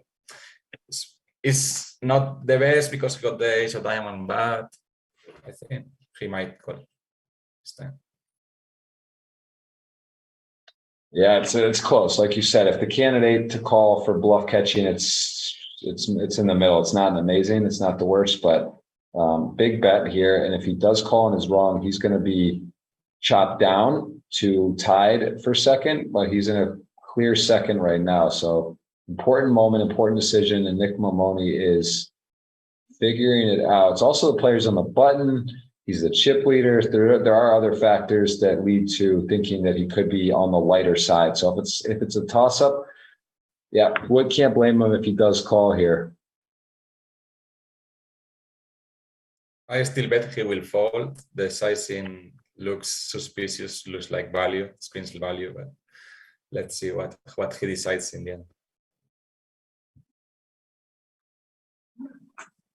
Yeah. Yeah, he's been making great decisions.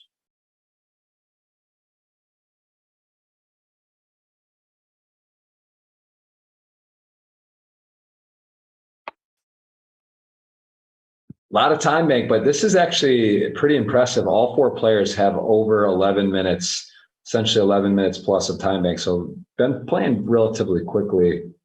Yeah, the pace is being very good, very fast, very great. I like it. Shout out to my dad. I see Richard Gross in the chat. My dad loves poker as much as anyone. He just said he'll fold. So my dad is a great guy. I can't say he's a great poker player. He's a student of the game. He's working on it, but I'm not going to take his word for it. Let's see what Nick does. It's always hard when you're doing commentary with the whole cards up, right? It's just like you try to do your best to be, but it's sort of you get biased. You get biased a little bit by knowing the answer. So let's see. He's really thinking about it. They say think long, think wrong. The longer you think, sometimes it can work out incorrectly. And he is definitely Nick, loves playing big pots.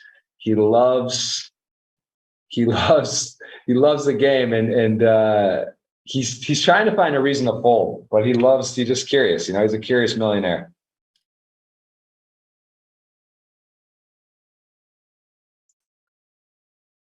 All right. If it goes under 10 minutes, I think he is going to call. I just think he's going to it's just like enough's enough. He's rolling it. He's randomizing. He thinks it's super close. He's going. Oh, he does call. Wow.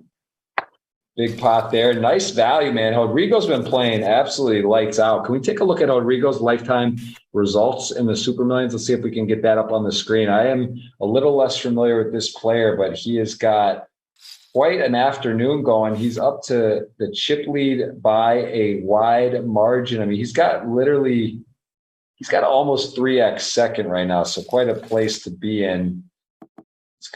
he's in a nice spot, but let's see if we can. I think we might already flash his results on there, but very, very well. That ace 10 to ace 7 was a pivotal hand versus Daniel Laboris, where he stayed in there. He got to a river, had the best hand, and he's really made a lot of good decisions today. Yeah, the king 5 off as well. He fired. He knew when to check back the 6-3 of hearts. Will be also a candidate to bluff the river because he was blocking the set threes. You cannot expect the guy to have queens there. So for now, everything he did, it was right. Yeah, no, what's interesting enough about him as well, and how crazy poker is and the butterfly effect, and just when it's your day and when it's meant to be, because he was at risk on the very first hand of play with ace queen versus king 5 suited. I mean, he's ahead, but that's 60-40, 58-42, and he's just going to be out in ninth place for 36,000 40% of the time. Instead, he finds himself chip leader and now really leaning on, look at this, 10-4 suited. I mean, against the shortest stack, Roger that. He pushes it to the limit. We see some Brazilians in the chat. Let's go, vamos. Boa noite, gente. I see you. My esposa brasileira. I do not speak a lot of Portuguese, but I love Brazil, respect Brazil, and sure, there's a lot of people in there. And is that Felipe Ramos? The Felipe Ramos? I'm not sure. It says Felipe Jr. Hello to you, if you are or not the Felipe. Either way, hello to you. And I see a lot of Brazilian fans in the chat. Very passionate, man. Brazil had a good World Series. I got a couple bracelets this summer at least. And how was Spain? How did Spain do? Any good results? I think Adrian did a good. Did he have a good couple of final tables? But I don't know. Some tip runs, but 0 bracelets. I was surprised because I saw like South Korea got 5, so very big. I didn't. Wow. I didn't know they were that many players. I don't know how many Brazil, but Spain stone 0. They're frozen again. Wow. Mine's not. We got 6-5 suited versus king 9 suited, and the ace rolls off. So scared card for king 9 suited, but 0 equity for Rodrigo. May just wave the white flag here unless he decides that card in particular is a good one. He doesn't have any diamonds. Could go ahead and really lay down the pipe here, and he does follow through for a large bet. Out 2/3 on the turn, and Pablo with just a king. Can he hold on? If he calls, there would be $1 million in the pot, and you have 1.7 million. He does call. What up, Happy Van Winkle? Yeah, Joseph is 3. Good to see you, my friend. So 6-5 suited, bets the turn. Can Rodrigo empty the clip here? We saw him do it before with the king 5 off.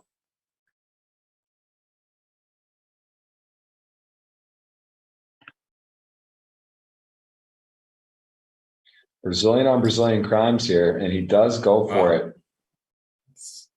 That's gangsta.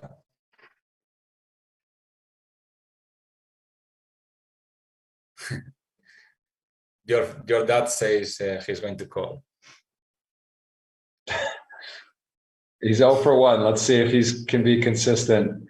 So if he does call, he would be in a whole different position. If he were wrong though, if he did call and somehow, he did not have the best hand, he would be down to 1.1 million. So this is interesting. Big pot, big spot. I mean, I'm cheating him to call. It's better for my bet as well. And it will be a nice call. He does call. All right, my dad got that one right. Well done, Dad. Richard is 1 for 2, and we have got a 3.4 million. So the chips balance out here a bit, 5.3 million, 3.3, 2.2, and 1. So it kind of just goes down the escalator here. Everyone a little different stack. Chips stack. And Mamoni with some dots there. Didn't like that. Yeah, he was not thrilled about it.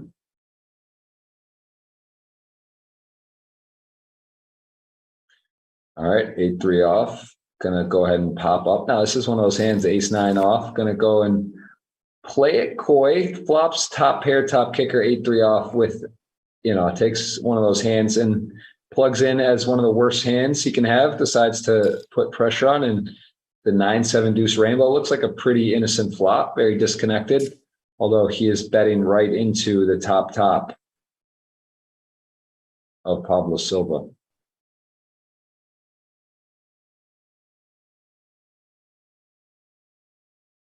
He might raise this sizing. Yeah. So small for this board, I think.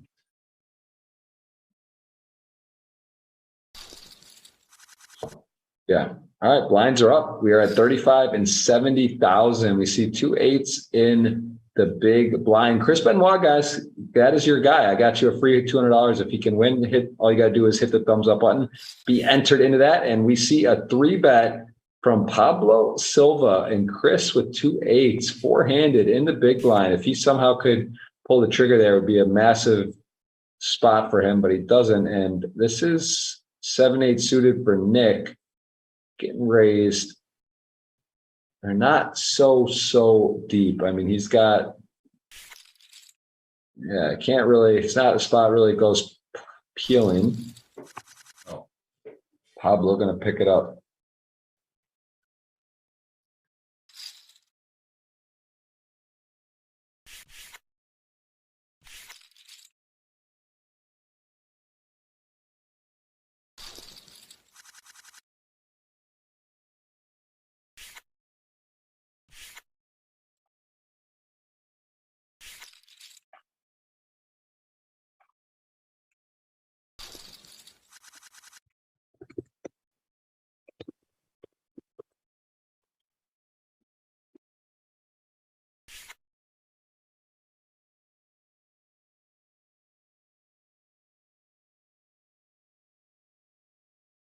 A deuce 9, 8, 10, 4, pretty ugly hands. I mean, Nolan Hold'em, such a beautiful game. It's such a hard game to make a pair, make a hand. There's so much creativity, so much bluffing. And this is definitely some of the players that are creative and willing to go for it. And we see Nick get disconnected. We actually saw a disconnection where a player folded out in 4th place, maybe 3 or 4 weeks ago. It's pretty sad to watch that. I think the player was one of the shorter stacks, came back, but then blinded out and maybe laddered a spot or two during that. But it was pretty brutal to get timed out during the final table. Looks like Nick is having some difficulty, and we generally see some good sportsmanship. Players try to wait, give players a little bit of time, but you know, this is part of it. It's part of the game. There's got to have good internet, and of course there's some luck and variance. I'm sure we've all can attest. Yeah, everybody had this before at some point.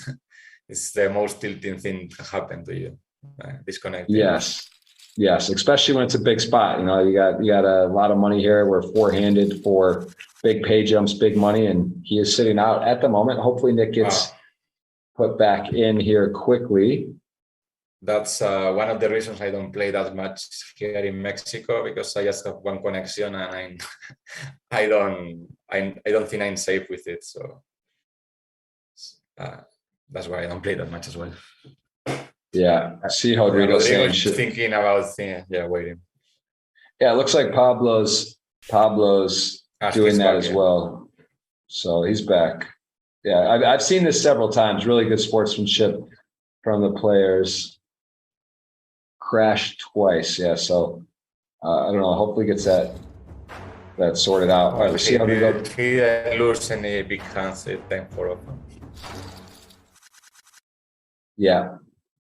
So everyone checking in. Everyone looks like it's going to be okay. It looks like it's good. So they're back and action on. Four-handed still. The Brazilians are the chip leaders, 5 million, 1 million. Chris Benoit repping that Mexico flag has got 726. He is your sweat today. And see if he can get it done. See if he can give you guys a little bit of run for your money.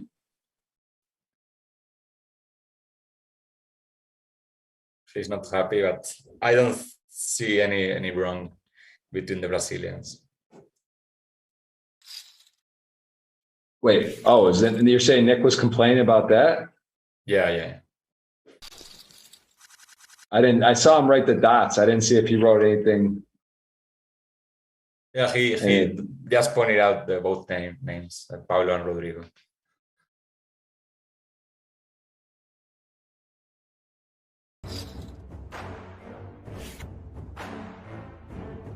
What? But he said, what about them? Just saying they like, oh, maybe they whatever. He just saw, he just.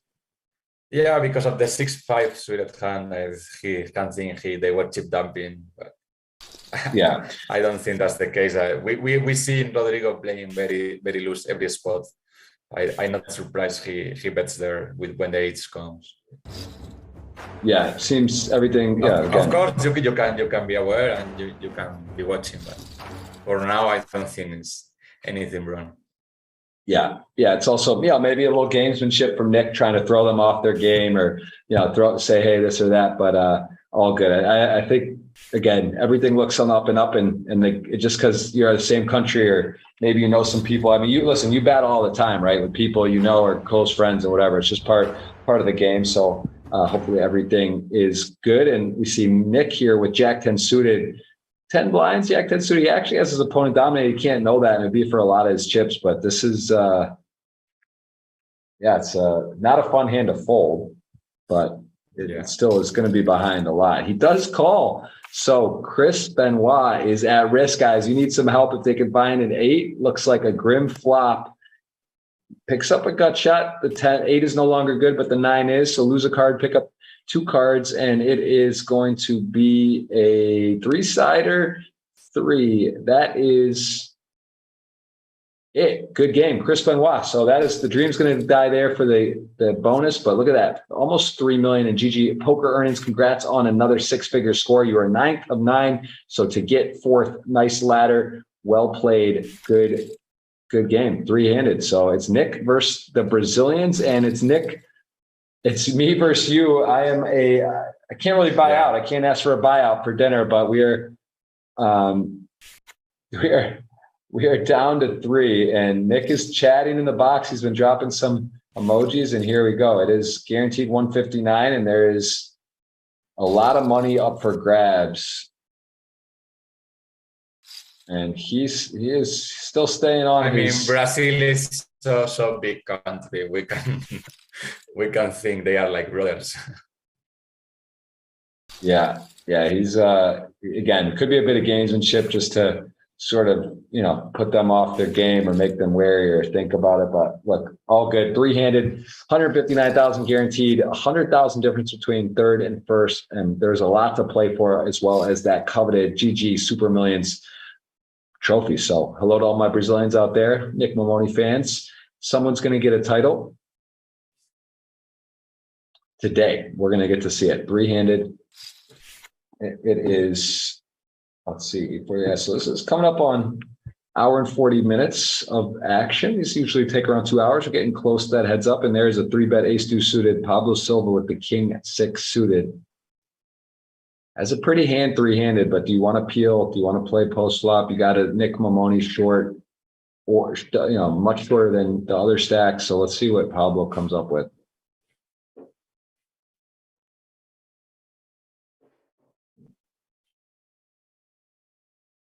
We've seen him being sticky, but yeah, I will say I'm lean towards the fold by a small margin. King 8, I will call.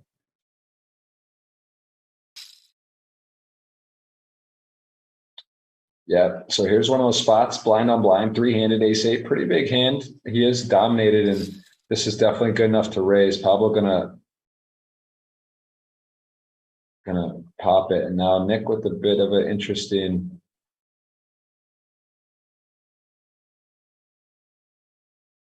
spot here. Potentially could get a misstep here. This is a tricky one.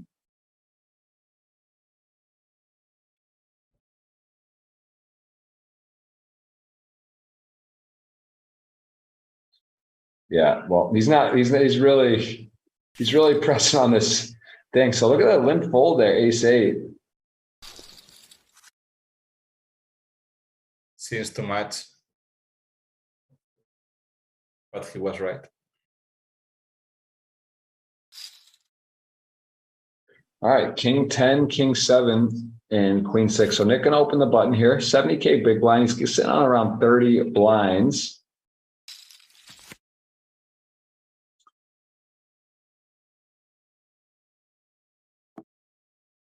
He's saying if this wasn't this. There is no chop in this tournament. It's not possible. Yeah, no chop in the GG Millions, Super Millions, which is cool. So he played a winner. I think it's all great to chop and whatnot, but in this particular one, they want to see a result for a series, keep track, and they just want to have it be in purest form. And this is not a option to chop. So they are going to play it down.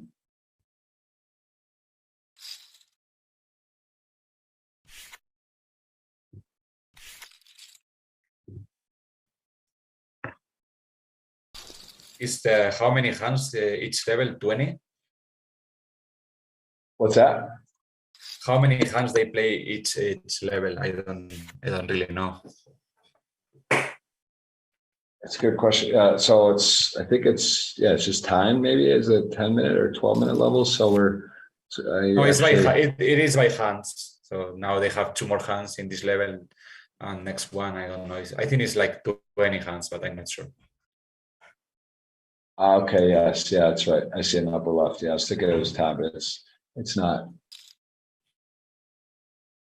All right. 3-9 suited and ace-10 suited. So ace-10 suited. It's got backdoor nut flush draw. It's got ace high. Has a gut shot call. So 3-9. That's one of the more interesting cards. It puts a pair for Rodrigo, and Pablo has the nut flush draw as well. So gut shot over nut flush draw versus a bottom pair.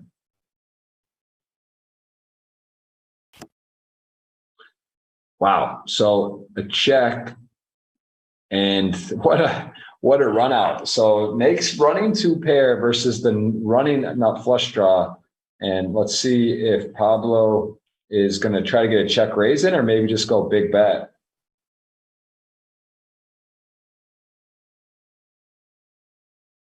I think I prefer big bet because you still have the clubs missing. Yeah. This is just a call.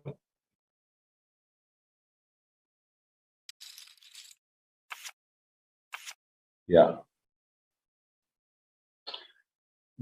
Well, currently at the moment, it is 4.9, 4.7, and 2.3 blinds. Nick Mamoni is in third, and he is guaranteed 159,000. And he's got to take down a bit of a deficit here. I mean, there's a lot of poker left, but I'm rooting for him for my dinner op, although it doesn't look great with about 9.5 million to 2.3 million chips in play. Advantage, Sergio. Appreciate you guys hitting the thumbs up today, and not going to be a free roll that cashes in from me, but we do have $300 pending, so stay tuned for that. Plan is next week. Got to get that organized to a YouTube giveaway picker. 1,000 people on right now. I got my dad in the chat. 191 thumbs ups. Do appreciate you guys that hit the thumbs up. It helps us a lot with the algorithm, and I hope you guys are having a good time. Dad, please hit that thumbs up at home. If you're not hitting it, I don't know who is. I appreciate it, and we are having fun. Sergio, man, thank you for. I know you just traveled. You were just in Vegas, so you're probably a bit pokered out, but you came in and you're helping a lot today. So thank you so much. Yeah, it's my pleasure. When did you start playing poker? What age were you? I started with friends in Spain, and at some point I went to study 1 year in Germany. That was the point. I was not going to class, I was at home playing online, and I played a lot that year. And that was when I really started to play a lot. Full tilt times, those times. I think 2009. Oh wow, so a bit later, yeah. It's a bit later start, but yeah, you've been playing the high stakes for a while now. King 7 gonna go for a big bet here on a pretty dicey, pretty dynamic board here. Goes for a big bet. I didn't catch up the action in the turn. They check. I'm not sure. Yeah, I missed that, but we are down to 3. There's a look at the payouts, and so far, who got what? Daniel Divorce was going for a high variance style today. Did go out in 6th place.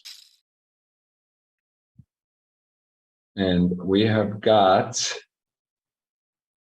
ourselves a couple of hands here. 5s, ace king gonna flop, ace 8, 9, 9, 10. Everyone's got a little something. 2 5s, not going to be thrilled with this board. 9, 10's got a heart and mid pair, some running straight and flush draws. Nick Mamoni though with the nut, heart, and top pair, top kicker. 5-10 in the middle.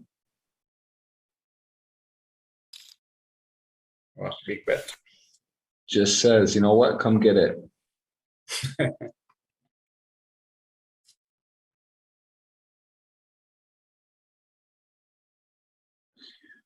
Yeah, I mean, we see a call. Wow.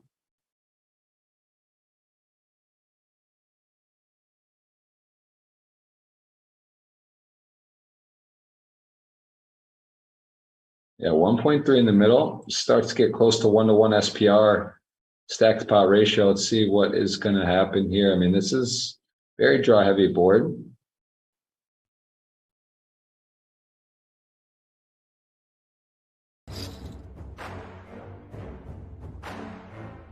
Just pushes it in. Ace king. Yeah, Rodrigo with a bit of a what's the word? Speculative call on the flop, but did peel it and gave it up on the turn. So 3 million for Nick, 4.4, and King Jack for Rodrigo here. Gonna raise it up. But what do you think about that call? Seemed like a big call a lot for that particular hand, but he was, I guess, wanted to see if he could keep the heat on, and Nick did have the goods and followed through. Yeah, I mean, I think I will fall. It's a big bet, but he was thinking he was not thinking that much in the sizing maybe, and he's got all the backdoors straight on the backdoor flush draw. And when somebody bets that big in the flop, sometimes when he's bluffing, he's willing to check back the turn. So that's why I think he maybe decided to call.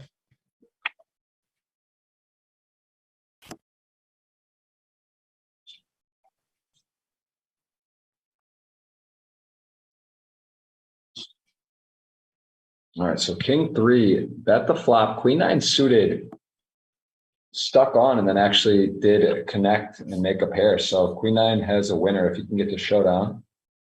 Rodrigo bet the flop, check turn.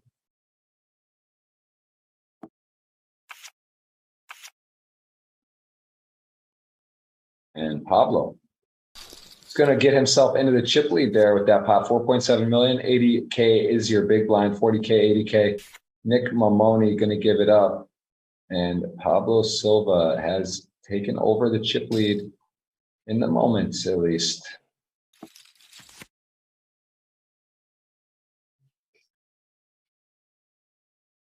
Yeah, two very experienced Brazilians. They got some big results and both seem to play very well. Nick Mamoni has been there forever. I think it was Furman that was FU15, his moniker from back in the day online. I remember him for a long, long time. Literally, I think 2003, at least that's when I was playing, and I remember battling with him a lot. So he's been playing the best games, biggest stakes online poker for so many years. So it's good to see him still just competing at the highest level, playing a really strong brand. And he's been at many final tables here on the Super Millions. I've seen him numerous times, maybe 4 or 5 in the last couple months, at least 3 recently in the last maybe month or 6 weeks. So also Victor Malinowski's had a lot of final table results in this and had some good results with finishing. So how many times have you played this? I was watching the chart just before I saw it before. I think I played 11 times, only 1 cast. That's what I was there. I watched that. Big tournament. I try to play when the biggest guaranteed, or when I'm just here and I decide to play 1 tournament. But yeah, I'm not playing that much on Sundays anymore.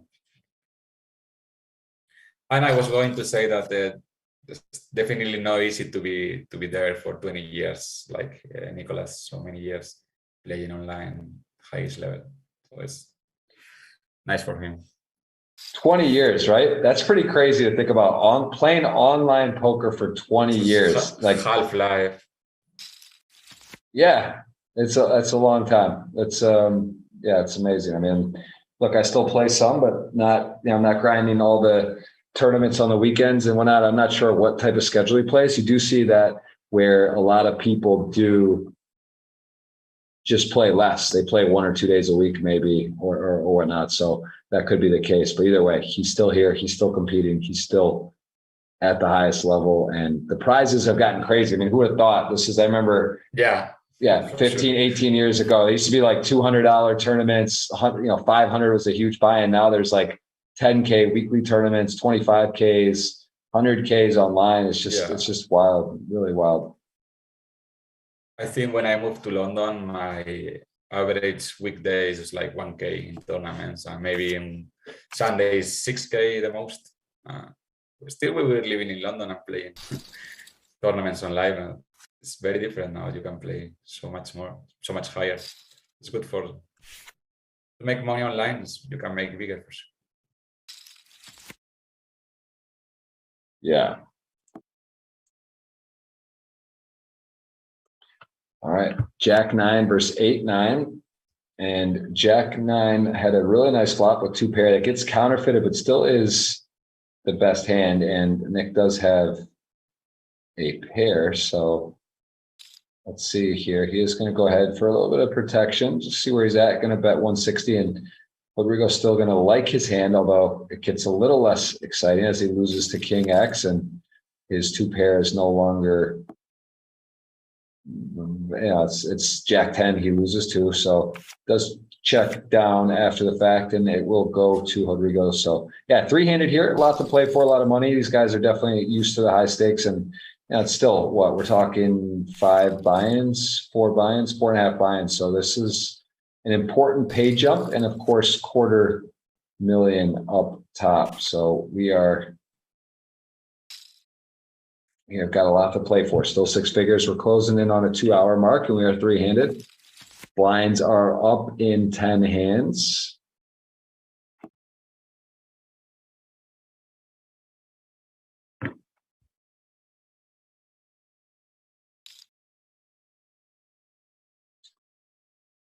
Jack 8, 9, 7, Queen 6. Call from Nick.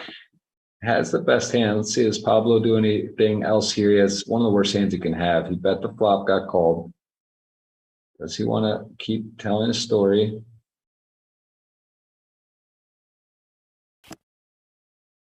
Doesn't. Jack 8, Jack high, Queen 6, 6, Jack plays, 9, 7 does not, and Nick called, and then a give up. Just Pablo just waved the flag here.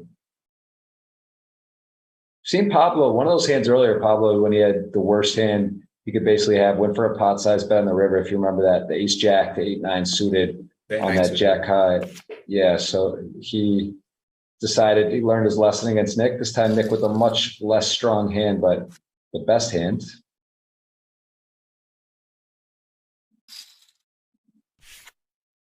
John G giving some positive words in the chat. Good to see you.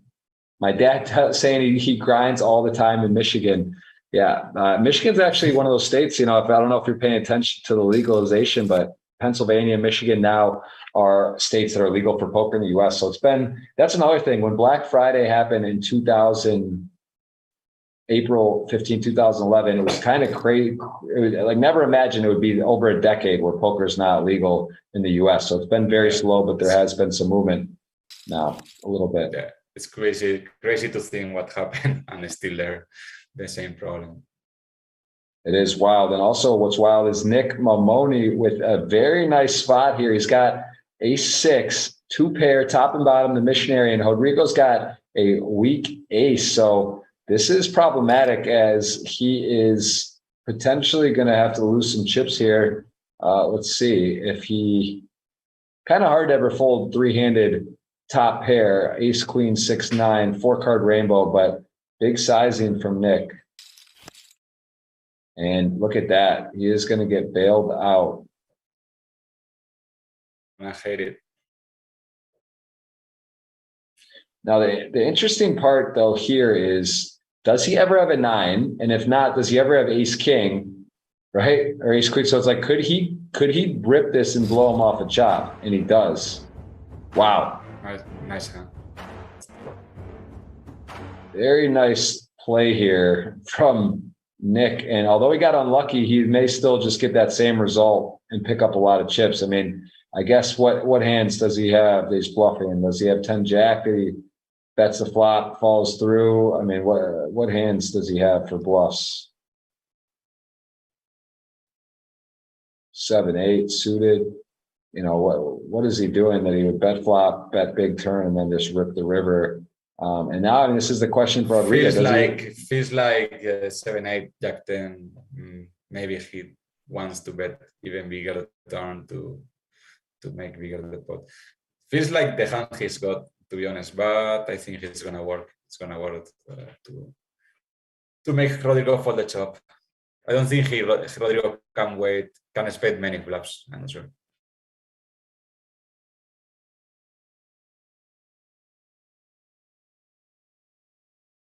Yeah, I mean, this is not a comfortable spot to call off 1.9 million to get basically half your money back. Of course, you could weigh in that there are some bluffs in there. So maybe it's you get your money back X% of the time, you catch bluffs at Y, and you just get stuffed for the full 1.9 extra on the river sometimes too. So he's crunching those. What does that look like? What hands am I up against? How does he have me beat? Does he have ace queen? Does he have ace king? Does he have somehow a 9, which wouldn't really make sense, right? What 9 would he have that he would bet the flop, then bet just big on? Yeah. So yeah, this is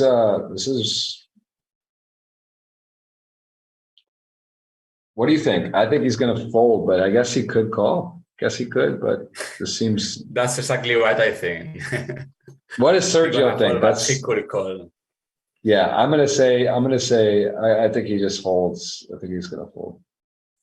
I think as played, I can expect so many chops, but still, I don't want to call in his shoes. So.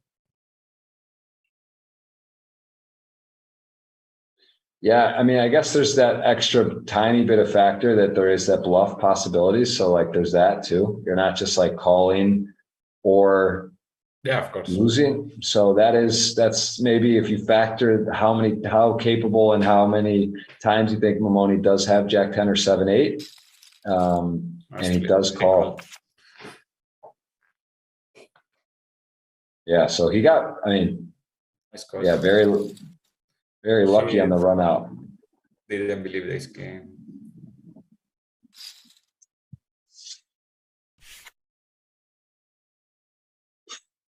Nick dropping his emojis, the office emojis in there, not loving it. So 10-3 suited, 4-6 suited does call. Neither player makes a pair, which is often the case in Hold'em. It's a good thing the emojis they put it there. Yeah, it's nice. People should use the camera more as well. Yeah. It's gonna work.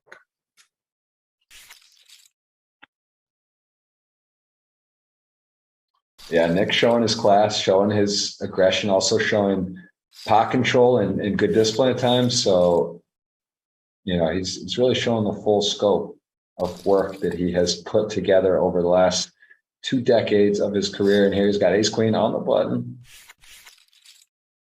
These guys play very well, very solid. I mean, they're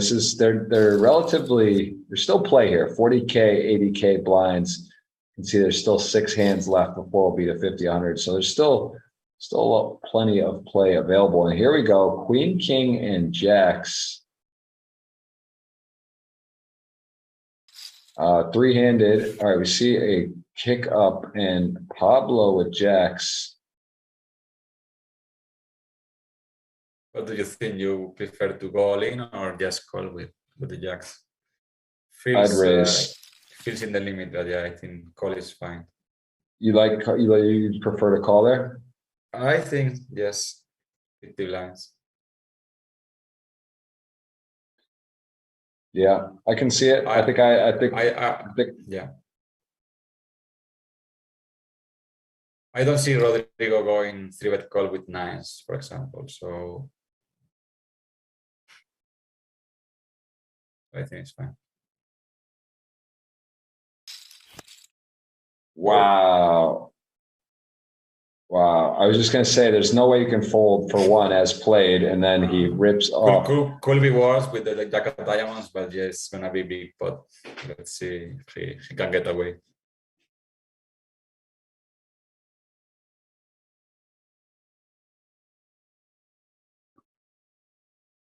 Probably check call here. Not sure. Yeah, it'll be interesting to see the sizing. It's gonna be something between quarter and a third. I think a little more, maybe exact. Okay, you got it. Yep, right on. Third. Yeah, so Rodrigo, I mean, he's drawing dead as we know it. He could have the best hand. He's still got a pretty strong hand here. Queen, top pair with a king kicker on this board. Of course, lose. Oh, and a disconnect from Rodrigo. So let's see. He's got a minute 20 on the clock, and very tough spot for him.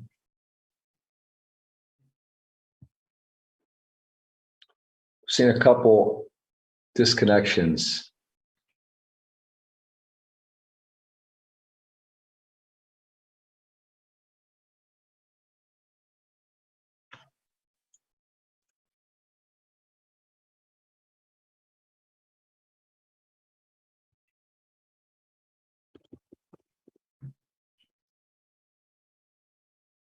Wow.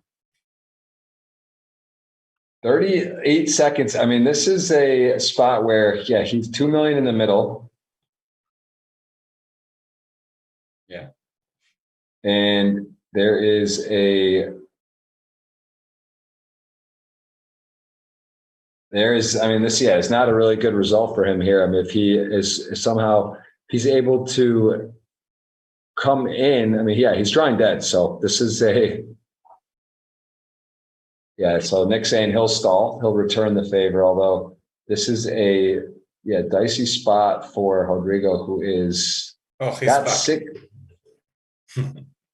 Wow. 2 seconds.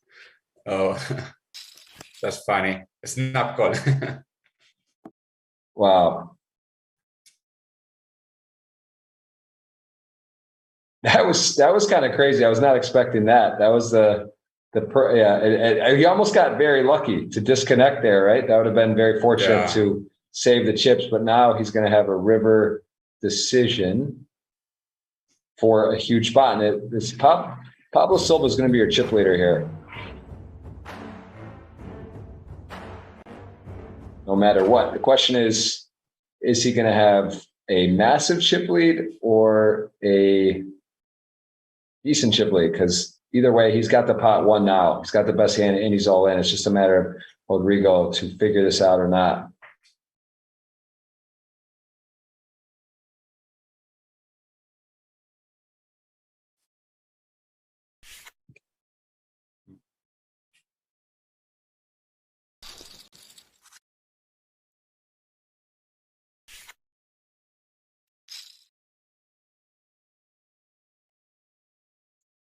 All right, well, Pablo Silva into the lead. All right, I think I can figure this out, actually, guys. I'm going to try to do this. I'm going to try and do this giveaway myself. You know what? It's been a while. I'm a little rusty on my, let's see. I pick this link and I'm going to try to do the YouTube giveaway. Paste your link, fetch.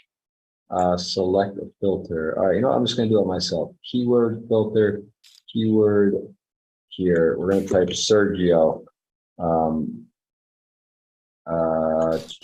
Okay, hold on. That's what I'm going to do. Keyword is Sergio. I can do it. I'm going to do a $300 giveaway this way. You know what? I'm going to just do it. I'm going to figure this out. Let's find a way. I'll type it in.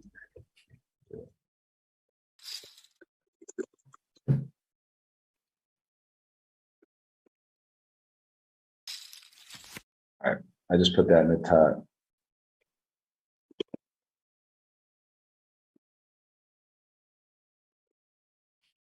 How many likes do we have, Sergio, on here right now? Are people paying attention at home? I feel like this is, how many do we have? on here. Who's in the chat right now? I can't see. Get to 400 likes. I'm going to run it. $300, Sergio. That's what we're doing. You got the chat up, Sergio. They're going wild for Sergio. We need to get to 400 likes. I'm giving a $300 giveaway. This is pending, so I'm doing it no matter what. But if you're enjoying it, if you like free giveaways, type Sergio in the chat for him coming on today. Short notice traveling, and I am going to redo this giveaway. We're going to let that load up for a bit. We'll do this I'm going to cut it off in 2 minutes. I'm going to cut that off. So get Sergio in while you can. And in the meantime, Ace Jack, Ace 5 suited. Ace Jack has got the winner at the moment. How many people got on the thumbs up button? 244. Get to 400. I'm going to click. I'm going to roll it. So I'm going to roll it for $300. And look at the Ace Jack going for a bet here. Kind of interesting. This could just have the best hand. Seems like a hand that's sort of high enough up in the range to not, maybe just didn't want to call a bet. Didn't want to have a chance to get bluffed for more. What's up, Max? Good to see you. Thank you for being here, guys.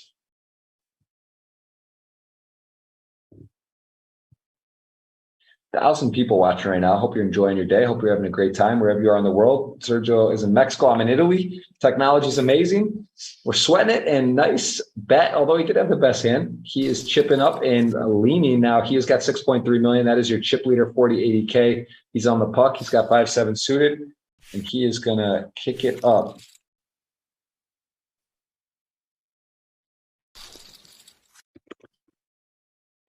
All right, just hit the thumbs up.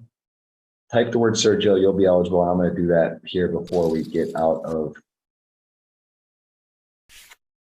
I'm going to pick somebody. I got to message them. How do you message someone on YouTube though, man? Sergio, I'm not a YouTube expert on the chat and how it works. I'm trying though. We're going to try to do a giveaway for 300, man. We're over 2 hours. This is a long one here today. We are over 2 hours. We're still three-handed. Blinds up 50, 100K. Jack 9, 3, 6. No blood here. And we are gonna load up. All right, I think we had, do we hit 400? We're about 400. Let me just do this. 278, guys, 122 until I click for a $300 giveaway. Just type the word Sergio. Mine says 257, yeah.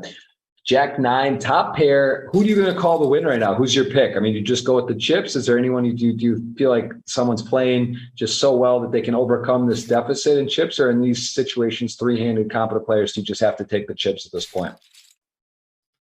Yeah, I'm still with Pablo, but anyone can win 300, 2 hands. You can be cheat leader very fast, very quick. So let's wait for it.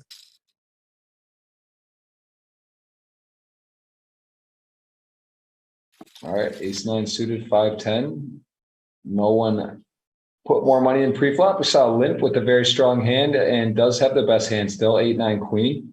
10-5 suited, has a key card and now has a key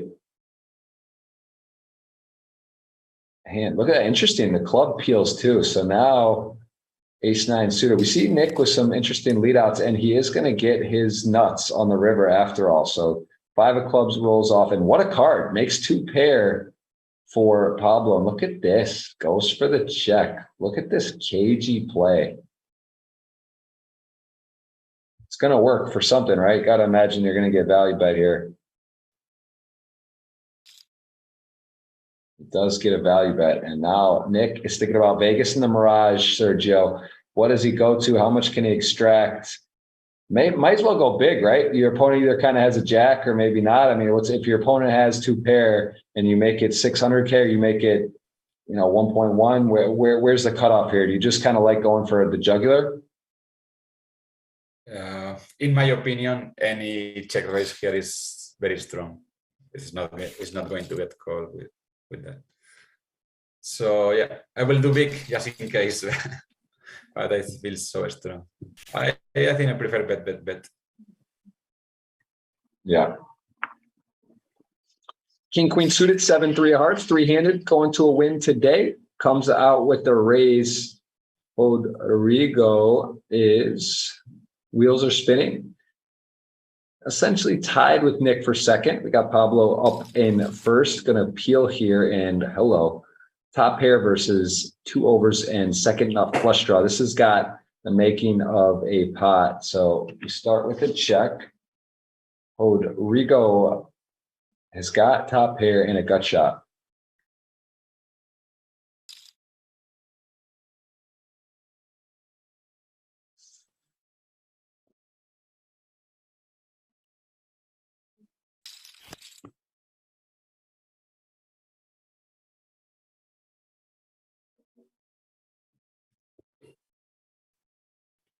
He might can don't bet this turn. It's very good for the check call. I would like to lead here.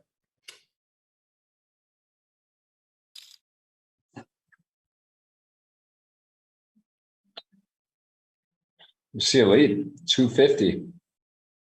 7-3 suited, no longer top pair, but still definitely has the best hand a frequent amount. Does call, and the king queen suited is gonna make effectively the nuts, right? It's the second nut on the river, but 1.4 in the middle, and it's got to believe it's got the best hands. How much can he bet? Hoping his opponent makes two pair, somehow has a lower flush, but that's wishful thinking. Just a 7.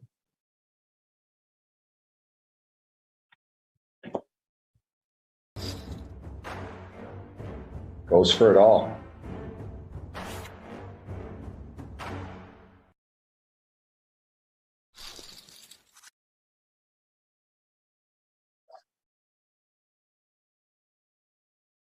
Any other sizing there? Is that just mandatory? I think he was ready to do that in many rivers, and he just found it himself with the nuts. But I like it. You are putting pressure as a chip leader. He can have just the king queen off there as well.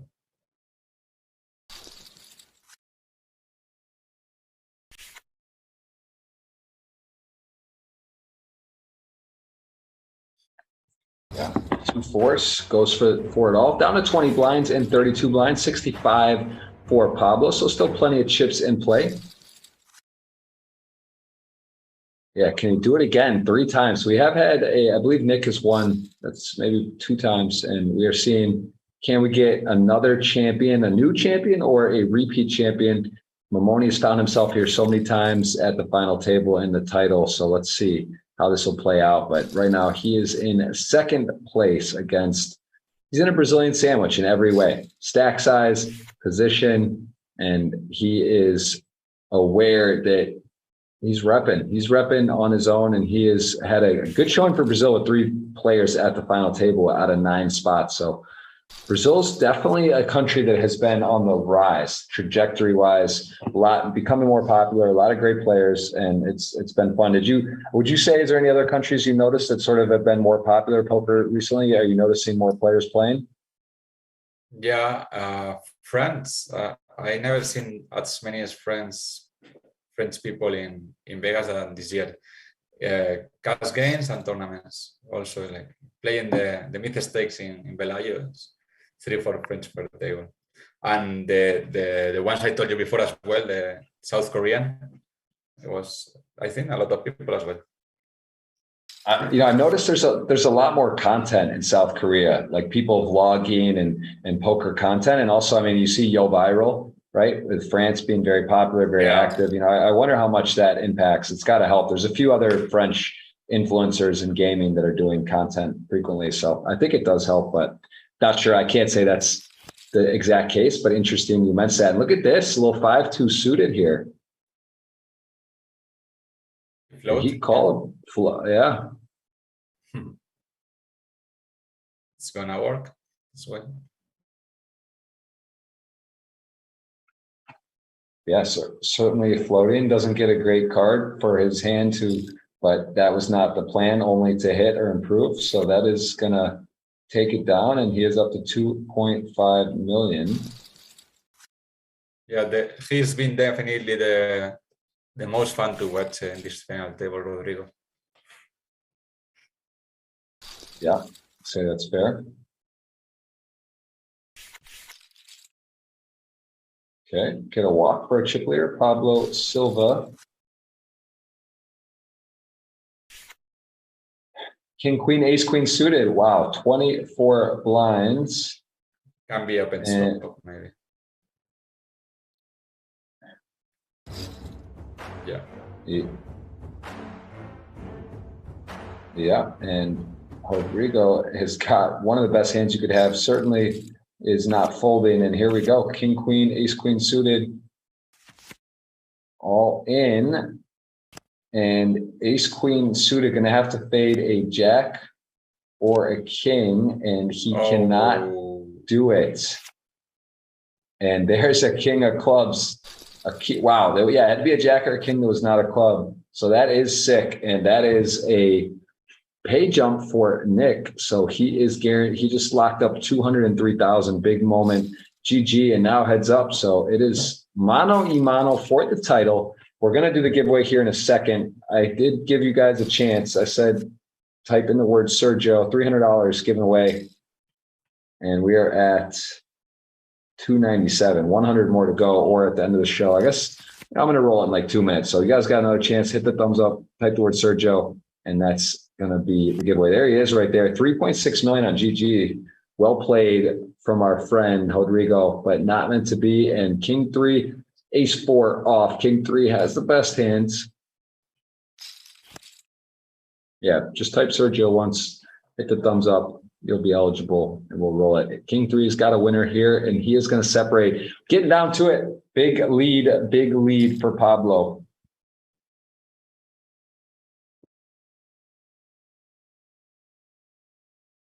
That's thin, but I like it. Yeah, against this particular hands. It's going to get called.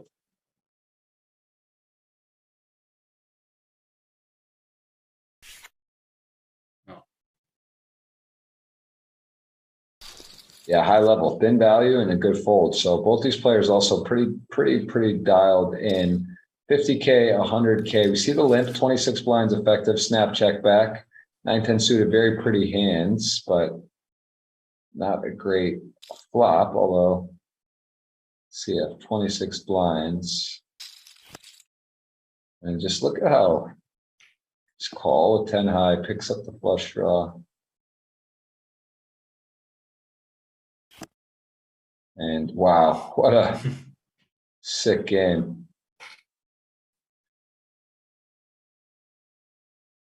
It's gonna be, yeah, fun to see if he calls or what he does, Pablo, here. Yeah. Wow. Yeah, it's pretty sick. All right, I'm going to do this giveaway, guys, because this could be over any moment. I don't want to be waiting around when the show's over. So whoever has hit the thumbs up, whoever has hit Sergio, you are going to be eligible. And I'm going to do a YouTube picker and hope I know how to do it still, because it's been a while that I've done a live giveaway. I'm just going to run it, and we are going to see this down to 20 bigs effective with Nick Mamoni. All right, YouTube picker. Let me try this again.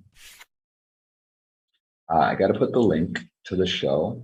Okay, so that's that. And then I got to put the word Sergio for keyword filter.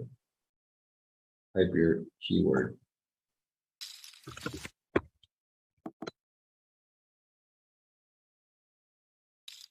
Shit.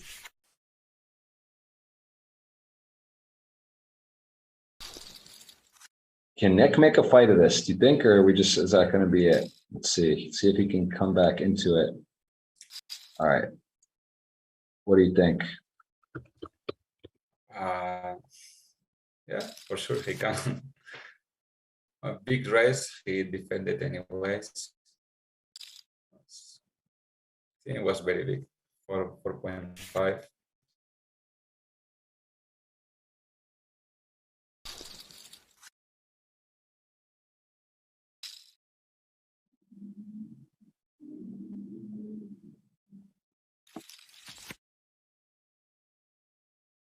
All right, I'm about to roll for the giveaway.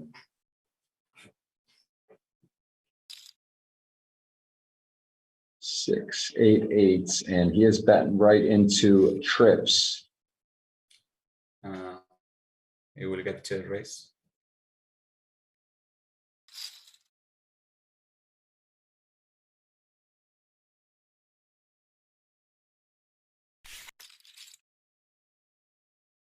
All right. The winner is Damian Clark.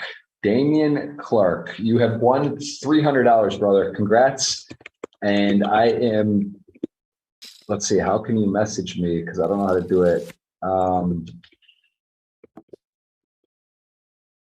Yeah, we're going to see.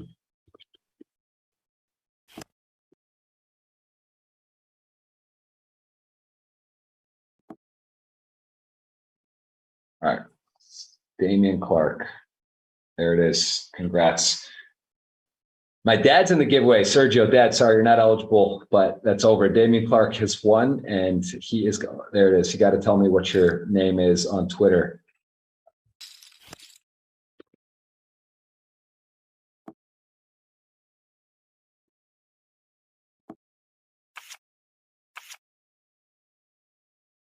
Have you ever won anything, Sergio? Have you ever done a raffle or a giveaway or a lottery, other than tournaments, poker tournaments?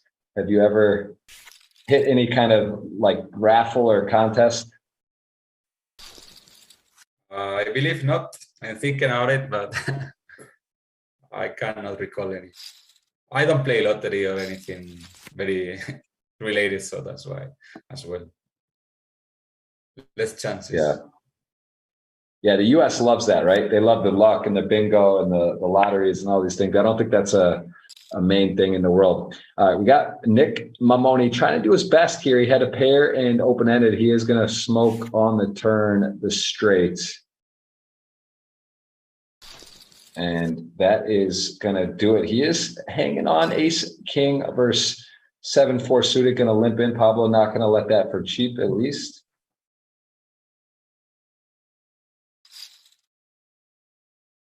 And gives him an affordable price, but he folds.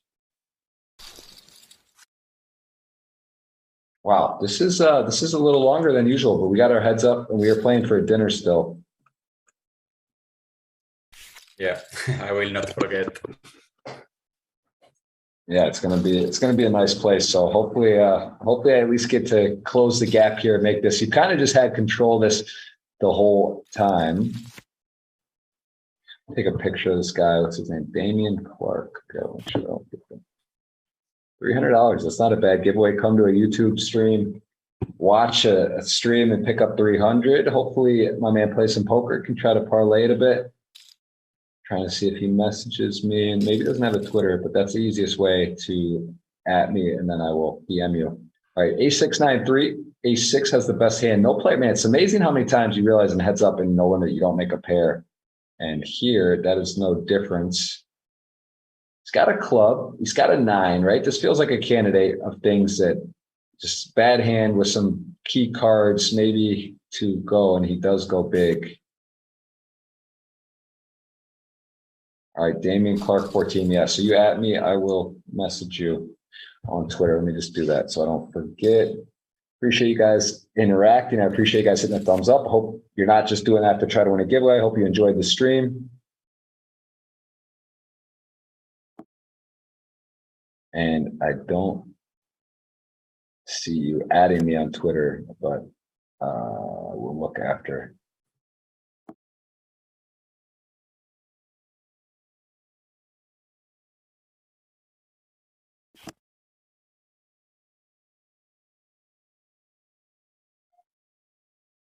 That's pretty strong. All right, we got a battle here. We've got a battle, 2.2 million, queen, deuce, queen, 5, and the 9, 10, 8, 10, 4 board, queen, deuce. Next week, can you do GG MTT turns on GG credit giveaway if it works? What up, Sam Batista from Manila? There's a country. Mr. M, we love the flow show. What's up, brother? Good to see you guys. A lot of fun play today, Sergio. How much, when you study, how much of it is reviewing and watching tournaments? Do you watch stuff on TV? Do you watch live? Do you watch online? What percentage of studying and sort of review is that with you in your game? I've been very lazy into watching others play, but I know it's a very useful tool you can do. Mainly if you play also higher stakes, you're gonna play with these guys every time, so you can learn a lot how they think. But to be honest, I don't spend as much time watching YouTube or another platforms. But I should do more. I just get a bit lazy after I play. I don't want to watch much more. For example, Adrian, my friend, Spanish friend, he's been watching everything all the time. That's why he's much better player as well. Yeah.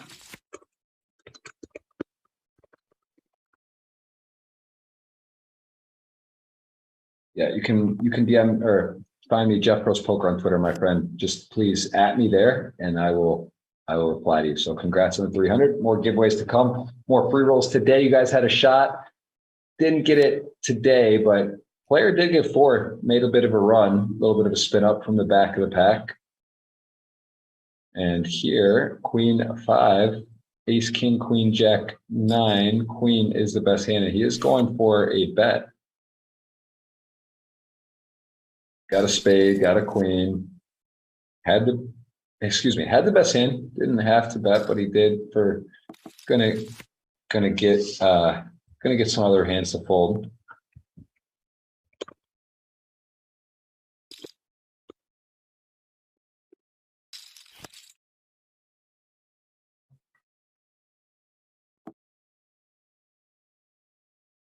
All right, 3, 5, 6, 7. So we have a 7 for Nick. He's got a winner if he can get to a river. Bit of a scary. How much time do you spend on heads up as well? Because there's so much money. There's so much difference between first and second, but it's also, it's very rare to get heads up in tournaments. So how often do you actually work on that specific part of the game? The thing is that for me, the last before the pandemic, I was more focused in cash games. I was living in Macau. I was playing live cash games for 4 to 5 years there. So I was studying more cash games than the tournaments. I was flying, traveling some for Triton and these tournaments, but I was not studying tournaments. It's funny, for example, first time I got, oh wow. Hold on, here we go. This could be for it. King 10 suited has got a flush draw. We are 1 card away. This could be a new champion here. Pablo Silva, can he fade it? And it is a 9 of diamonds. Not enough. No spade. And that is it. Pablo Silva is your champion. 260,000. That is a whole lot of reais. And my man has got a big score and a big title. Pablo Silva, well played, my friend. Rodrigo also stood out, played great. Chris Benoit getting a 6-figure score and coming from 9 of 9. And Sergio, my friend, thank you for coming on. Do you have any closing words? Anything that stood out for you at the final table? I mean, I thought there was some good plays, some interesting plays, and was a memorable season 2, episode 50. What were your final thoughts? Thanks again for the invitation, Jeff. It was fun to watch the play. I like both Brazilians, and it was a good game. I like it. I enjoy it. I hope you guys also enjoyed the final table.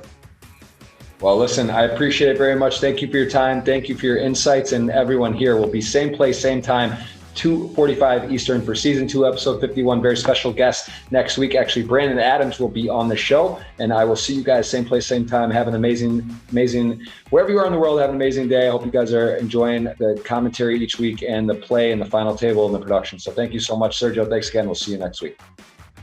See ya.